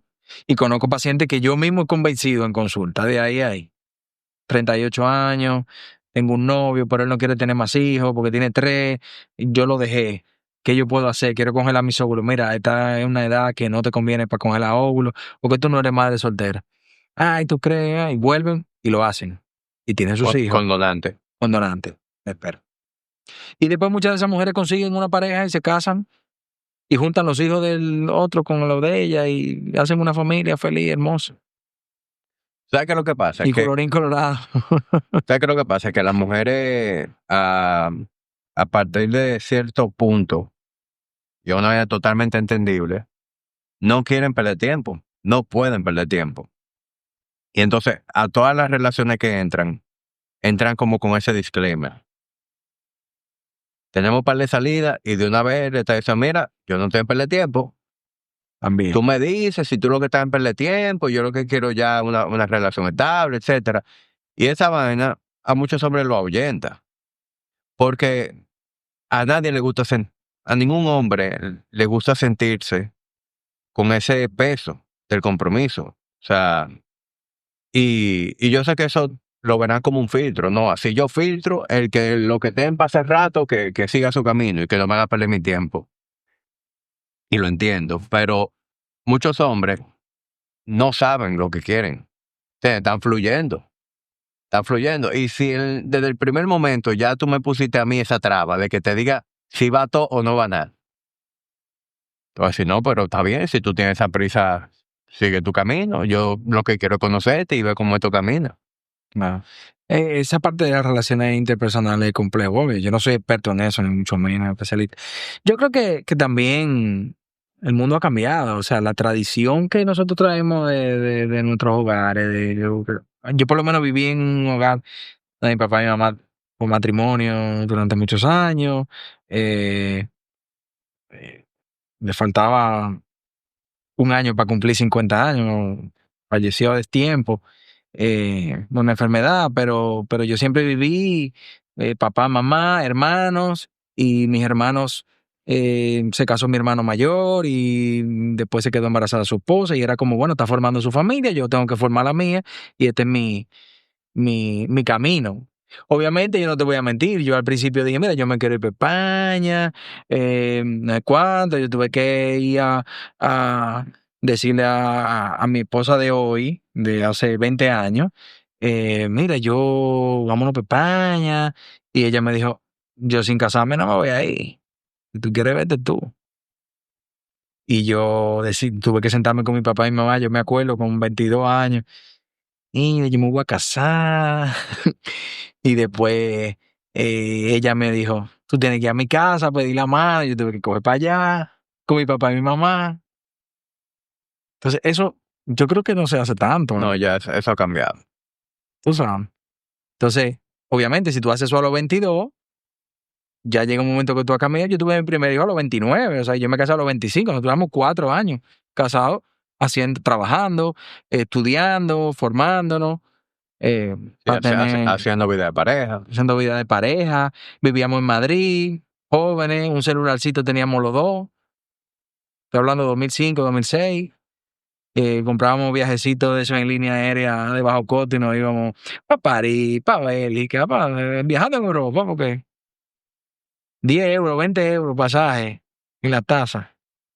Entonces, yo a veces digo, cónchale, pero ¿por qué estas mismas personas que son una generación quizás anterior a la mía no han seguido como ese camino? No es que no haya gente que lo haya hecho, obviamente, pero hay más personas de las que uno quisiese esperar con 37, 38 años que no tienen pareja, que no tienen hijos, que no saben qué van a hacer.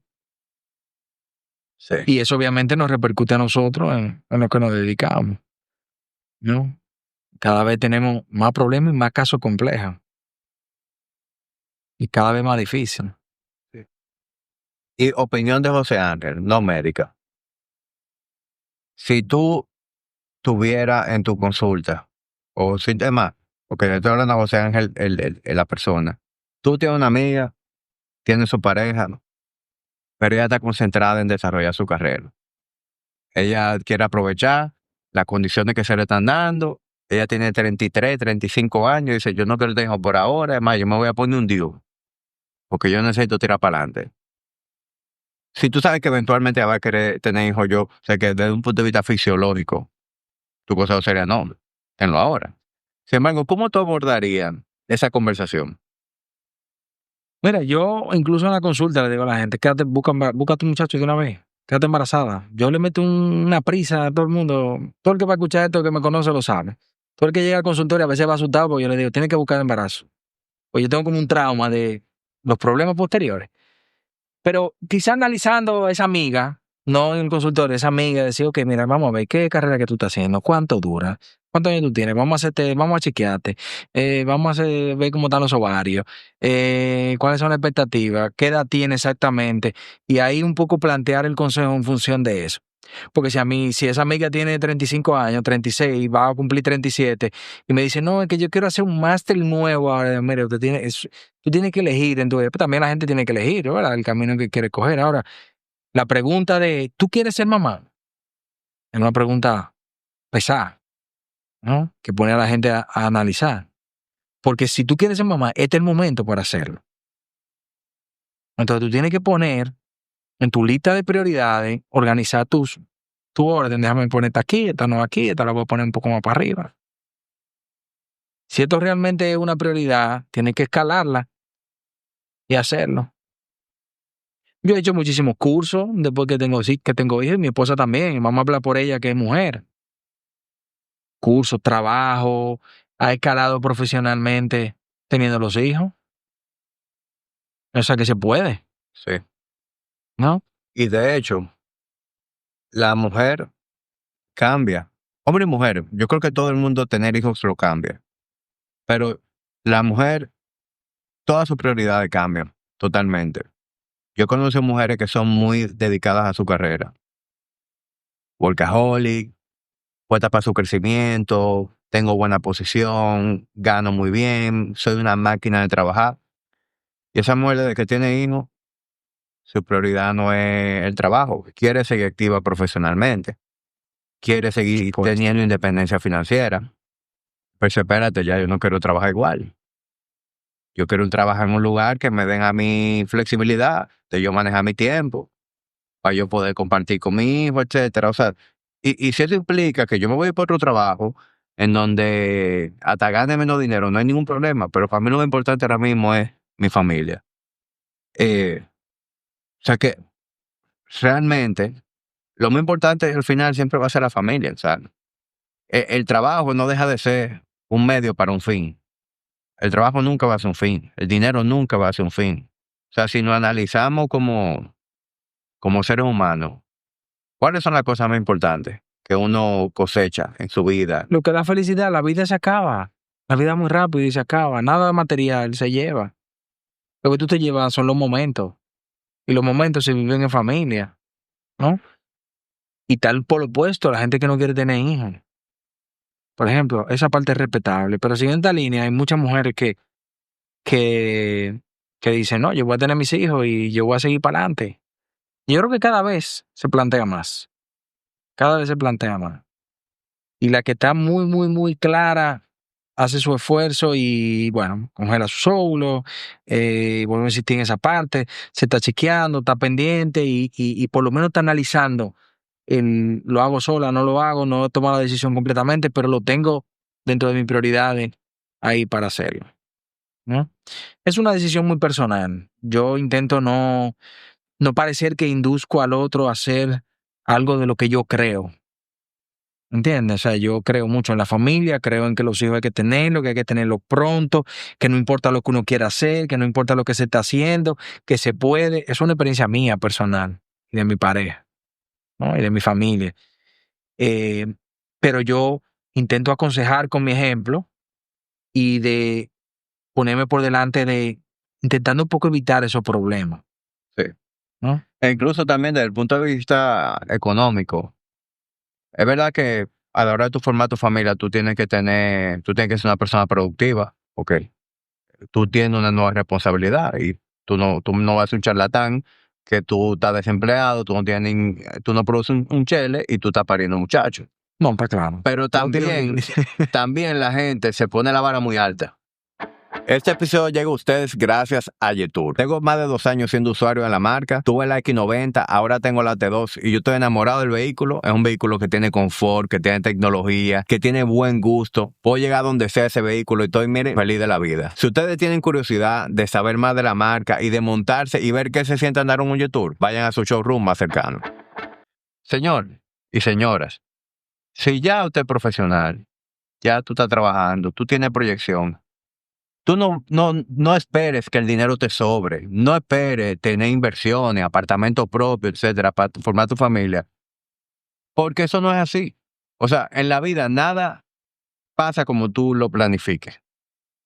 Absolutamente nada. Y no es cierto que para tú tener hijos y ser un papá responsable, tú necesitas tener un excedente tan grande. Con el simple hecho de que tú tengas la capacidad de asumir la responsabilidad a medida que lleguen, para mí eso es suficiente. Y no hay una vaina que te dé más hambre de trabajar y de tirar para adelante Qué muchacho. que un muchacho. ¿Sabes qué pasa? Que ahí entra el tema de la zona de confort. Yo creo que hay mucha gente en una zona ahí, me estoy formando, tengo un buen trabajo, estoy ganando bien, me voy de viaje cada vez que me da la gana y demás. Entonces salir de ahí a la gente le cuesta mucho. Yo creo que hay mucho temor, mucho temor. Y si tú tienes 3 parejas de amigos o 2 que ya tienen hijos y te cuentan su experiencia ahí, ¿qué menos? No se duerme nada los 2 primeros meses, los 3, 4 primeros meses. Tú sabes que Sí. yo tengo problemas con la gente que hace eso. A mí me molesta la gente que anda evangelizando en contra de tener hijos, que te lo quiere vender como que una experiencia horrible. No lo es. No lo es. Yo recuerdo que cuando íbamos a tener a María José, eh, todo el mundo era, duerme ahora, duerme. Señor, ya yo sé a lo que voy. Yo sé a lo que voy. Y ese proceso dura muy poco. Dura tan poco que uno tiene hijos de nuevo. Sí. Yo tenía un Si fuera paciente tan ayer que me dijo, traumático, doctor, uno... no puede acumular sueño, porque todo el mundo me dice que duerma. Lo mismo que estamos hablando, es que eso es lo que la gente anda diciendo. Sí, te vas a joder, tienes que dormir, porque que son 4 meses, que, okay, que te salga bueno. Yo arre- Yo a la mía le decía, a mía no dormía nada, la grande. Yo le decía a la cuna, tú vas a ser hija única. No pasa nada, hay muchos hijos únicos. Desde los puestos ahí se lo decía, yo recuerdo ahora. Y 3 años después, 2 años después, ¡pam! El otro. a mí el que me pregunta, yo le digo que esa es la mejor experiencia que yo he tenido, tener mis hijos. Esa Chulísimo. vaina es chulísimo. Y hasta esos momentos, yo no te voy a decir que es divertido desvelarte porque el niño está con cólico o porque el niño está en un pico de crecimiento, que está con... No, es eso. Si tú lo ves ese hecho aislado, eso no es nada agradable. Pero eso dura muy poco. Eso dura muy poco y al final las cosas chulas, lo agradable, o sea, las alegrías, las memorias que uno tiene, sobrepasan por mucho cualquier pequeño tema. Totalmente. Entonces, al revés, como que el que me pregunta, si vea, usted es tu muchacho, ¿saben lo mejor que te puede pasar? No le pare nada. Y uno que tiene hijos se comienza a poner romántico, porque tenemos una conversación ahora un poco romántica de los hijos son lo mejor, la felicidad, Claro. los momentos y la vida. Pero yo creo que el mensaje es no tenga miedo. No tenga miedo. Si tú quieres ser Papá, y si tú no estás claro si tú quieres ser padre o madre, hazte un retiro personal y una introspección o algo y analízalo y mira tu entorno a tu alrededor. Si tú quieres hacerlo. Y si quieres, escala tus prioridades. Sobre todo porque es un tema biológico. O sea, yo no puedo devolverle la edad a la mujer. Entonces, como la edad es un factor pronóstico, el más importante de todo para tener hijos, volviendo un poco atrás, y el tiempo va pasando, y eso es algo que nosotros no podemos tratar, ni podemos luchar contra eso, porque eso está ahí desde la creación. Entonces, el que tiene que tomar una actitud diferente, tomar una medida diferente, es uno, es decir, ok, vamos a ver cuántos años yo tengo, tener mis hijos, etcétera, etcétera, ¿no? Y buscarlo.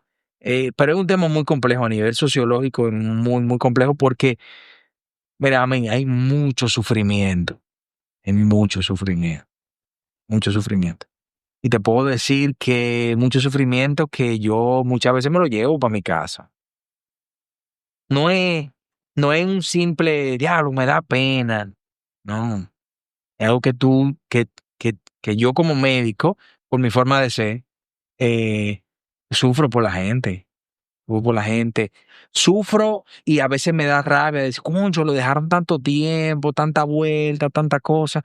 O incluso sufro por venir de otros sitios donde los mal orientaron también, ¿no? Se ve mucho eso. No tanto ya, pero algunos que otros casos hay que tú dices, Dios mío, esto tenía que haberse hecho esto hace 4 años. La historia hubiese sido diferente. Pero yo soy creyente, no el más creyente de la iglesia, pero sí creyente. Y digo, bueno, si Dios permitió que fuera en este momento que vinieran, es porque me tiene este reto, en este momento, ¿no? ¿Quién fue que permitió que pasaran esos 3 años, con esos 3 años no se hiciera eso? Bueno, pues no se va por ahí. Ujú. Y hay una fuerza divina. Yo le digo a la gente, esa fuerza divina en la que tú crees, porque no todo el mundo grandió, ¿no? Bueno, méteme en, ¿verdad? En tema. Pero ese sufrimiento uno se lo lleva para la casa Sí. Yo y he tenido, pena, rabia. yo tengo personas cercanas que han tenido temas y yo sé lo fuerte que es. Es más, eso ha desbaratado matrimonio. Sí, muchísimo. Muchísimo. Hay mucha gente que se deja y a veces se rinden antes de llegar porque entienden que no es una lucha que quieren hacer juntos. No es una pelea que quieren echar juntos. Mira, vamos a dejarlo. Y lo curioso es cuando entonces tienen nuevas parejas y se embarazan aparte con las otras parejas. Se da mucho eso. Hay todas las variables. No, bueno, no tengo la estadística ni quizás sé de tanto, pero se da. Se da y tú dices, wow, mira cómo son las cosas de la vida. Que era ellos dos que no machaban, desde el punto de vista de reproducción. Sí. Eso puede pasar, Y como mira dos que personas que no son compatibles, o sea, no, realmente no. Hay mucha gente que dice, no, queremos hacer las pruebas de compatibilidad. Y hay un test genético que se hace en sangre, se llama test de portadores, que se hace para hacer un matching, pero de mutaciones de enfermedades, no de compatibilidad, ¿no? Entonces, realmente no existe una prueba de si tú eres compatible con otra persona o no, sino muchas veces la combinación de trastornos. Se junta el hambre con la gana de comer, ¿no? Entonces, si aquí hay una calidad espermática de muy baja calidad, y esta paciente, te voy a poner un ejemplo, calidad espermática extremadamente mala, paciente de 37 años. No se dio, se separan. Ese mismo señor con su calidad espermática baja, su nueva pareja tiene 26. Y esta nueva pareja tiene un hombre que tiene una calidad espermática normal, se embaraza. Y tiene su familia, sus hijos. En otro entorno. Ahí tú moviste sí. la ficha al entorno favorable. Ojalá fuera así de sencillo. Decirle, mire, usted va con la señora que vino antes. Y usted va con el don que estaba aquí ahorita. Como si juntara las parejas en un juego. Ahí saldría el juego perfecto. Desde el punto de vista de planificación, una pareja Te voy a poner el caso mío como ejemplo fiel. Yo tengo dos muchachos, tengo la hembra de 4 y tuve el varón en diciembre, tiene 7, 8 meses. Eh, Mi esposa, eh, su reacción inmediata fue: yo no quiero más muchachos. Pero ninguna mujer quiere, es raro que una mujer justo después de la luz diga quiero otro. No, eso hay que esperar que la Virgen pase el manto un par de meses o 3. A mi esposa le tuvo que pasar, cuando tuvimos más, o como el tercer año después de María José, fue que ella le empezó a dar ganas de explorar. No, ni siquiera vamos arriba. Es como que ya me parece, Vamos a hablar de eso. ya podemos hablar de eso. Y bueno, ya con Pelayo, pues su respuesta fue la misma. Sin embargo, ya mi esposa tiene 36. Yo sé que no va a ser en los próximos años. Ya es probable que por un tema de edad no sea una opción. Yo pensando positivo, ¿verdad? Porque si tú le preguntas, ella te va a decir un no rotundo. Yo no quiero más muchachos. Bueno, ¿qué hicimos? Ella se puso un Mirena. Entonces, eh,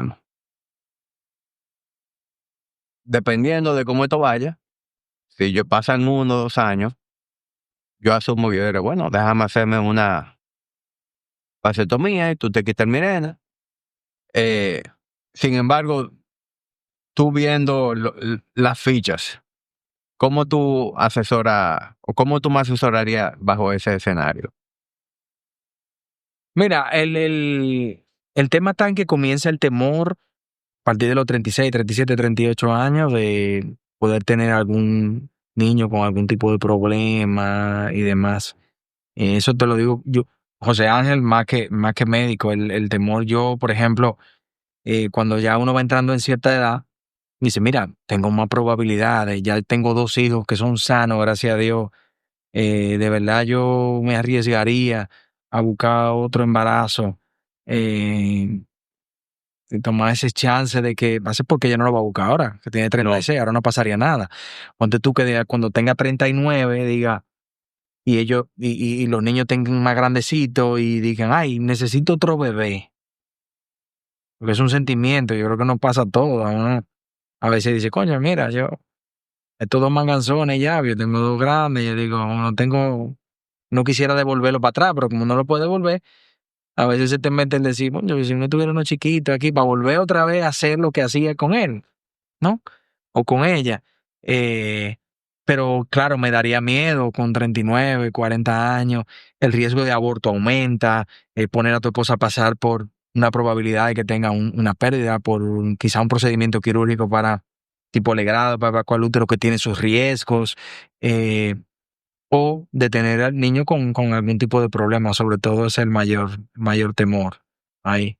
Entonces, eh, todo depende también a la edad que tú empieces, ¿no? Pues si nosotros hubiésemos querido un tercero, mi esposa tuvo el chiquito con 31, 32, yo hubiese podido tener el tercero.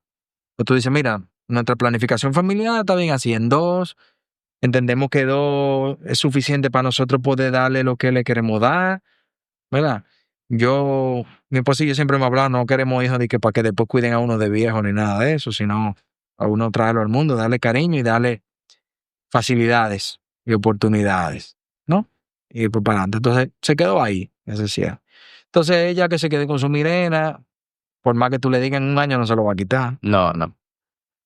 porque en un año todavía Pelayo va a estar dando guerra. Es más, No, va a dar más cuando comience a caminar, poner mano, que hay que mover todos los bicuicitos de nuevo. Muy fácil. me corto mi cable entonces.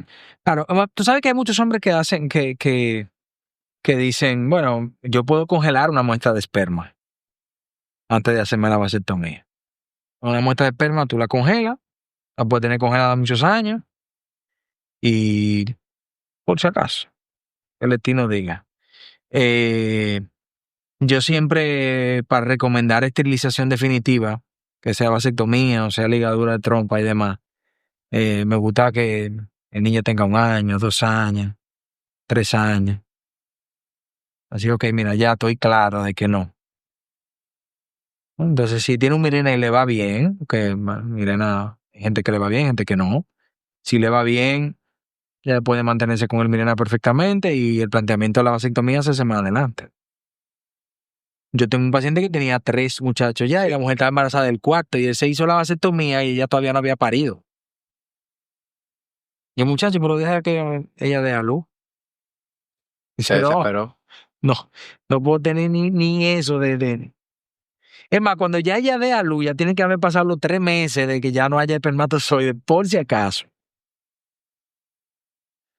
Eso que tú dices de que le vaya bien o no con el Mirena, ¿cuál ha sido y con cualquier dispositivo intrauterino, cuál ha sido tu experiencia? O sea, en la práctica es muy común que las mujeres tengan problemas. No, mi experiencia en general ha sido muy buena con el Mirena. Muy, muy buena. De hecho, la mayoría de las mujeres durante el año completo se hacen su revisión y hasta el año siguiente nunca tienen ningún tipo de problema.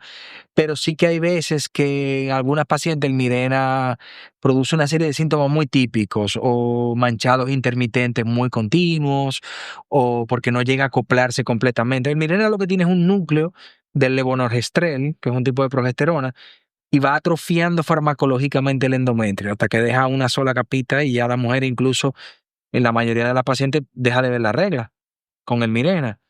Aunque hay algunas que mantienen un sangradito cíclico porque siguen ovulando y todo el ciclo sigue funcionando. Y eso no es molesto, pero a veces hacen manchado muy continuo durante todo el mes, están muy incómodas, se irritan y demás. Hay algunas mujeres que aumentan de peso. Obviamente en ese caso hay que estudiar muy bien por qué están aumentando de peso, porque claro, el Mirena es el principal culpable en ese momento. También hay que ver los hábitos de alimentación y demás. Hay algunas pacientes, muy pocas, pero hay algunas que hacen brotes de acné. ¿Ok? Porque el levonorgestrel es un progestágeno que tiene origen androgénico. Eh, Hay algunas que comienzan a salir vello y demás, otras que se sienten el vientre más hinchado, aunque puede ser que tengan otro tipo de. Siempre antes de quitarlo, siempre intentamos salvarlo, el Mirena. Que el Mirena, primero es un DIU que tiene un costo razonable, que dura 5 años, es muy noble, la incomodidad de colocarlo y demás. Y siempre intentamos, y la comodidad de utilizarlo, que no es una pastilla todos los días que se le puede olvidar y demás. Entonces se ponen el Mirena y se olvidan. Y ya están con un nivel, con una eficacia anticonceptiva muy, muy alta. Entonces intentamos investigar todo alrededor de los síntomas antes de quitar el Mirena. Bajamos por descarte. Sí, mira, hemos visto todo, a nivel gastrointestinal todo está bien, hormonal todo está bien, aparentemente el Mirena que te está provocando ese tipo de problemas, entonces vamos a retirarlo. Okay. ¿No? Infecciones recurrentes, hay muchas mujeres que tienen muchas infecciones recurrentes, mucho tratamiento y siguen las infecciones. Tú retiras el Mirena, se acabó el problema. O sea, a veces que los hilitos del DIU, el DIU tiene unos hilos que quedan abocados al cuello para poder extraerlo. Y a veces si esos hilitos se colonizan con bacterias y demás, mantienen la flora vaginal alterada y eso hace que tengan infecciones recurrentes. Entonces están todos los meses poniéndose óvulos y dicen, mira, ya me lo voy a quitar. Hay gente que lucha por no quitárselo, incluso ella misma. Porque yo mismo le digo, vamos a quitarte el Mirena. No, espérate. Porque no tiene plan B. En ese sentido. Bueno, te tengo otra consulta, pero te la voy a hacer ya cuando terminemos. Para no, eh, para no fallarle a la discreción de mi esposa, ¿verdad? Porque yo estoy hablando aquí públicamente. Nada, señores, que tienen sus hijos jóvenes. Hay que ponerse en esos jóvenes. Eso es lo que yo me estoy llevando de todo esto. Lo cual no es. Arranquen joven. Cuídense. Hagan ejercicio, coman bien, duerman bien, manejen el estrés. Evidentemente tengan relaciones sexuales. Si no hay de eso, no hay nada de lo otro. Claro. Y todo es un círculo. Porque, por ejemplo, si tú tienes mucho estrés, no duermes bien, no haces ejercicio, comes mal, tu testosterona baja, te da menos deseo, tienes menos relación. Pues todo está ligado. Hombre, yo no soy el más atleta de todo, pero por ejemplo, yo tenía un nivel de sobrepeso importante hace unos años. Yo adelgacé 70 libras ¿Es verdad? con una dieta, ¿sí? Una dieta proteinada. En el mismo momento entré al gimnasio, comencé a entrenar. Para mí, la verdad que ir al gimnasio es una terapia. yo siento que libero como endorfina y, o sea, lo sientes genuinamente. O sea, Eh, ya tú disfrutas entrenar. Digo, claro. siempre te gustó. Sí, yo comencé a entrenar. Mi esposa, a pesar de ser nutricionista, nunca me obligó ni me sugirió ni siquiera hacer dieta. Casa de herrero, cuchillo de palo. Nunca me lo sugirió. De hecho, cuando yo empecé a hacer esta dieta, a la semana, yo le dije, oye, yo no puedo más con esta vaina, yo me voy a comer un sándwich. Y ella me dijo, te lo preparo. Yo, mierda, no, hazme la vaina y la carnita que me va a hacer y los vegetales. Y seguí. Cuando yo vi que en una semana yo había bajado 12, 15 libras, en una semana, yo dije, no, pero tú funciona. O tú venías de hacer mucho desorden. Porque cuando una Sí, gente no, pierde yo tanto comía, peso al sí, limpiar yo pesaba 260 libras. Michelob Ultra se une al estilo de vida dominicano. Una cerveza premium para aquellos que se cuidan, se mueven y no dejan de vivir intensamente. Ideal para atletas, runners, ciclistas o simplemente aquellos que disfrutan sentirse bien. Con tan solo 98 calorías, 3.2 gramos de carbohidratos y 4.2% de alcohol. Es el balance perfecto entre un sabor superior y bienestar. Sin duda, demasiado buena para ser verdad. 260, 265 libras. Yo bebía refresco todos los días, comía papitas fritas, todo lo que se le debe decir que no. A día de hoy, yo todo eso, esa era mi alimentación. Yo siempre fui gordito de chiquito y de ahí fue increciendo y comía muy mal y mucho desorden. Y comencé a hacer eso y cuando me vi adelgazando, entonces ya yo dije, espérate, yo tengo que tomar una serie de medidas, entrar al gimnasio. Entonces yo entré al gimnasio cayéndole atrás a mi esposa también, que ha hecho ejercicio hace mucho tiempo eh, y le daba bien al gimnasio. Eh, Primero estuve en un gimnasio que estaba ahí en Nuevo Centro, muy bien, porque yo trabajaba en Nuevo Centro, era muy cómodo para mí. Yo Claro. dejaba a los niños en el colegio, llegaba ahí, entrenaba, me bañaba ahí mismo y subía a la consulta. Iba 3 veces a la semana, ¿Tú estabas en Medicarnet? ellos tenían el medical need. Entonces luego mi esposa se fue a otro gimnasio y yo me cambié con ella a ese gimnasio. Y ahí voy 3 veces a la semana y la verdad que me siento súper bien. Con un PT tú. Un entrenador, sí. Un entrenador muy serio, muy organizado, súper contento. Obviamente yo también soy disciplinado, yo voy a la hora que voy, hago la rutina que me ponen y demás. Sí que es cierto que obviamente entre una cosa y otra, pues siempre hay gente alrededor tuyo y uno conversa y para mí eso es parte del entrenamiento también, ¿no? Es la Claro. socialización. Y hemos hecho un grupito, no te voy a decir que nos juntamos todos los fines de semana ni tenemos una peña, pero cuando nos vemos ahí hablamos, relajamos. Claro, en los gimnasios se da mucho eso, sobre todo en los gimnasios boutique, en donde tú siempre estás coincidiendo con el mismo grupo de personas.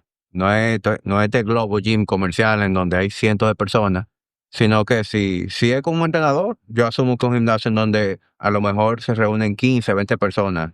Sí, no, hay en más, una pero hora hay pico. más, pero en el lugar donde entrenamos, el grupo siempre más o menos el mismo, a la misma hora. También la disciplina de ir siempre a la misma hora, porque a veces tú tienes un PT y dices, mira, yo no podía ir a las 7, pudiera ir a las 10, podía ir a las 5, podía ir a las 4. No, yo voy todos los días a las 7. A las 7. Y si tengo cirugía el lunes, lo llamo en la tarde. Buenas tardes. ¿Usted cree que usted me puede entrenar mañana a las 7?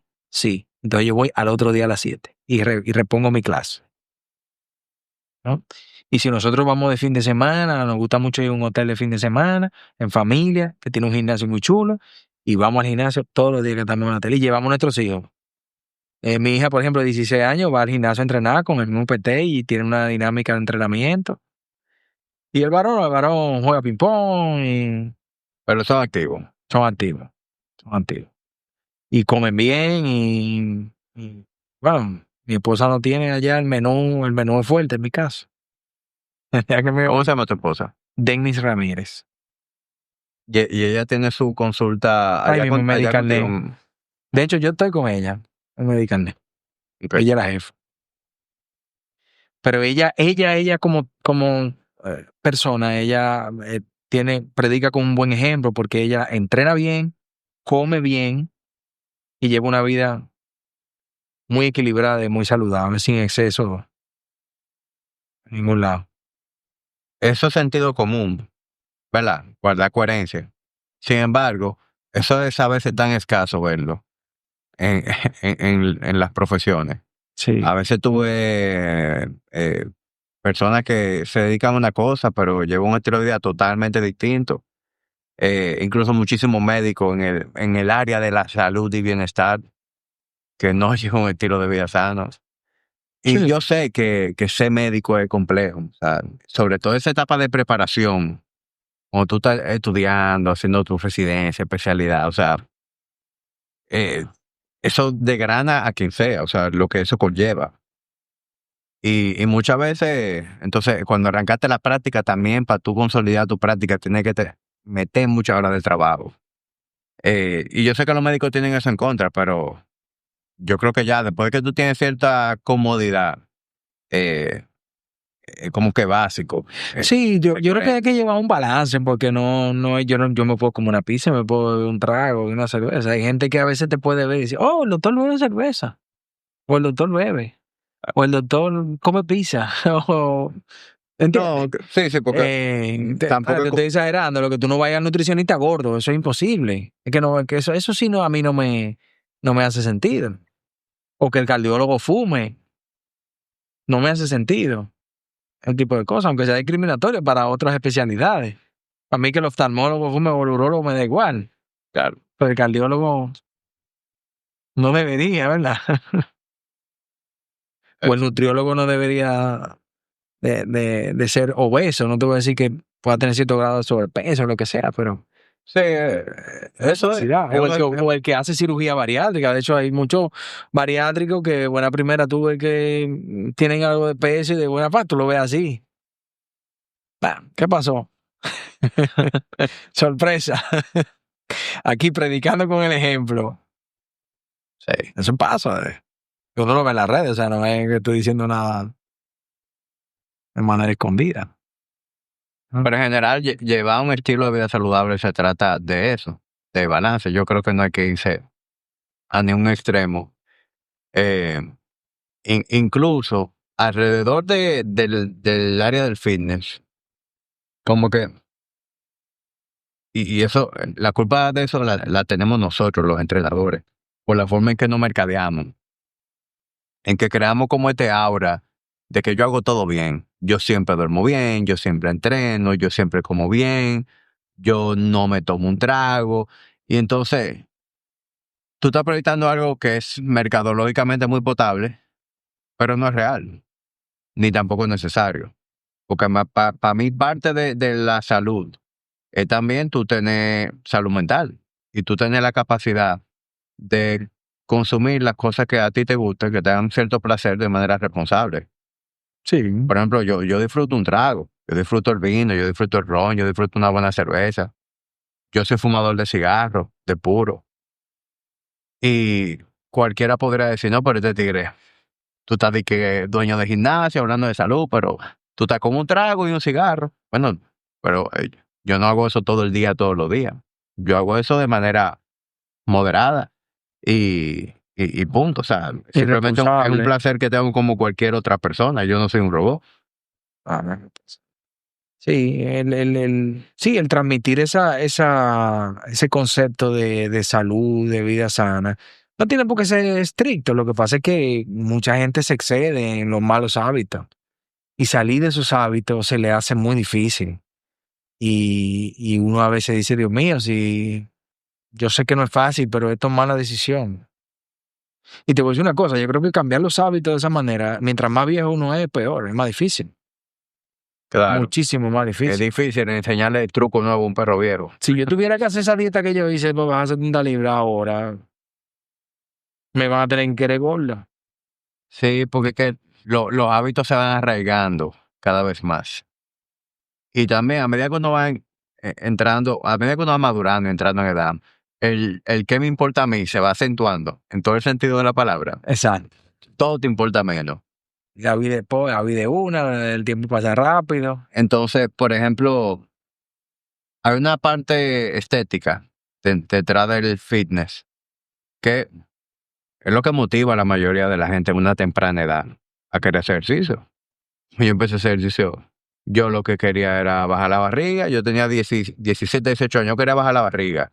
Y después me picó ese bug del gym y ya, y yo quería tener el físico cuadrito, etcétera. Y me fui por ese rabbit hole del fitness. Y yo entrenaba era para verme bien. Yo nunca en ese momento di que salud, que No, longevidad, nada de esa vaina. bueno, yo creo que eso ha tomado auge en los últimos años, ¿no? Pero también es producto de la madurez. Ningún muchacho de 18 años te está pensando en salud cardiorrespiratoria ni en longevidad. Lo que quiere es verse piedra para jalar muchachita. Ah, Ya a medida que tú vas entrando en edad, pues entonces tú vas valorando otras cosas. Por lo tanto, cuando ya tú estás en cierta edad y todo, eso sucede en todo en la vida. A veces, para tú moverte, la situación tiene que ser lo suficientemente incómoda. De lo contrario, tú no haces nada. eso es cierto. Si tú ya hiciste la paz con tu ñoñita, si tú hiciste la paz con cómo tú te sientes, cómo te queda la ropa, mientras tú no tengas un caso mayor, es poco probable que tú vayas para el gimnasio. Ahora te tiene que venir una hipertensión, una resistencia a la insulina, algún tipo de alerta médica que tu médico te diga, mira viejo, Que te asusten, que te si asusten. tú sigues así, te va a explotar. O que tú tengas un par de panas enfermos, contemporáneos. Se murió un amigo mío de un infarto. Tenemos la misma edad. Mierda, espérate, déjame chequearme. Ah, no, espérate, yo tengo ya que ponerme la pila. O sea, cuando lo estético a ti no te importa, Sí, solamente te necesita un impulsa estímulo. ese tipo de estar así. Es muy difícil que un hombre de 35 o 40 años entre al gimnasio de que, porque quiere verse bien. A menos que esté soltero, se divorció y quiere. Pero un hombre de que ya, que tiene su pareja y vaina, que eso no es su prioridad. Como yo me veo sin ropa, tiene que ser por otra razón. Nunca eso es sano. Aunque también se da hoy en día que los hombres que quieren hacer como cambio dramático de su estilo de vida, pero ya por razones de productividad y de sentirse bien. Entra en ese rabbit hole en el que, espérate, hay que comer mejor, hay que dormir mejor, tengo que quitarte hábitos. De hecho, los wearables han hecho muchísimo impacto en ese sentido, los Apple Watch, los Whoop, porque la gente por curiosidad dice, déjame ponerme esta vaina. Y de repente tú ves que tú te dices todos los días que tú estás durmiendo malísimo, que tú tienes ritmo respiratorio elevado, que tus pulsaciones están elevadas, que tú no te mueves suficiente. Ya eso sí te va creando conciencia. Eso me va a susto que conciencia, yo creo. Oye, me va a dar una vaina. Déjame yo arreglar un par de cositas. Pero por eso, bueno, por eso es que le doy tanto mérito, porque es un susto proactivo. No un susto, es un susto que si no fuera porque tú tienes el wearable, tú no tienes manera de identificarlo. Porque son cosas silentes. Claro, si tú te sientes bien, tú no haces Aún nada. no son un problema. Porque tú te levantas y para ti tú dormiste como siempre. Tú no sabes que tú tienes ritmo respiratorio ahí arriba y que tu oxigenación en el sueño es pobre. Pero si sabes que te levantaste explotado. Sí, pero como tú te acostumbras a levantarte explotado todos los días, ya tú no, para ti eso es dormir. No identifica cuando te levantas bien. Para ti eso, no, así que eso es normal. Yo me levanto explotado todos los días porque es que yo estoy cansado siempre. O sea, todo se normaliza. El trabajo, el estrés. Por eso yo me imagino que cuando tú empezaste a cambiar hábitos, que empezaste a comer diferente, perdiste peso, etcétera, lo que tú te comías antes, esa papa, ese refresco, ya tú te lo comes hoy y tú te sientes mal. Pero claro. Te sientes incómodo en el aparato digestivo, te sientes lento, mañana tú te levantas con esa cara hinchada y tú dices, coño, pero ¿y qué fue? A mí no me gusta cómo me Por ejemplo, siento. cuando uno viaja, uno picotea cosas que no está habituado a comer. Ujú. Y tú quizás no te sientes mal en el momento, pero tú llegas aquí y tú dices, pero yo soy otra persona. Y fue en 5 días que yo me fui. Pues yo relajo de hasta la lechuga cuando uno viaja, No, engorda, inflama.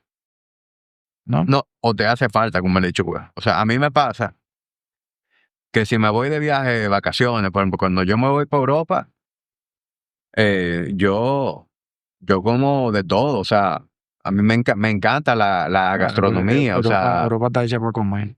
Si yo estoy en España, yo como muchísima carne, pero no es con lechuga, me la estoy comiendo, o la estoy comiendo con papa, me la estoy comiendo con un jamón, con un pan, con El una copa de pancito, vino, sí, que es un ¿entiendes? problema, un problema. Entonces, llega un punto que tú dices, mierda, yo quiero un bol de ensalada. Literalmente, yo estoy craving ahora mismo un bol de vegetales. A mí me pasa. Nosotros como vamos todos los diciembre a Europa, bueno, vamos a España y luego vamos a algún otro país. Cuando nosotros venimos de vuelta, no tienes que esperar un sancochito hecho ahí.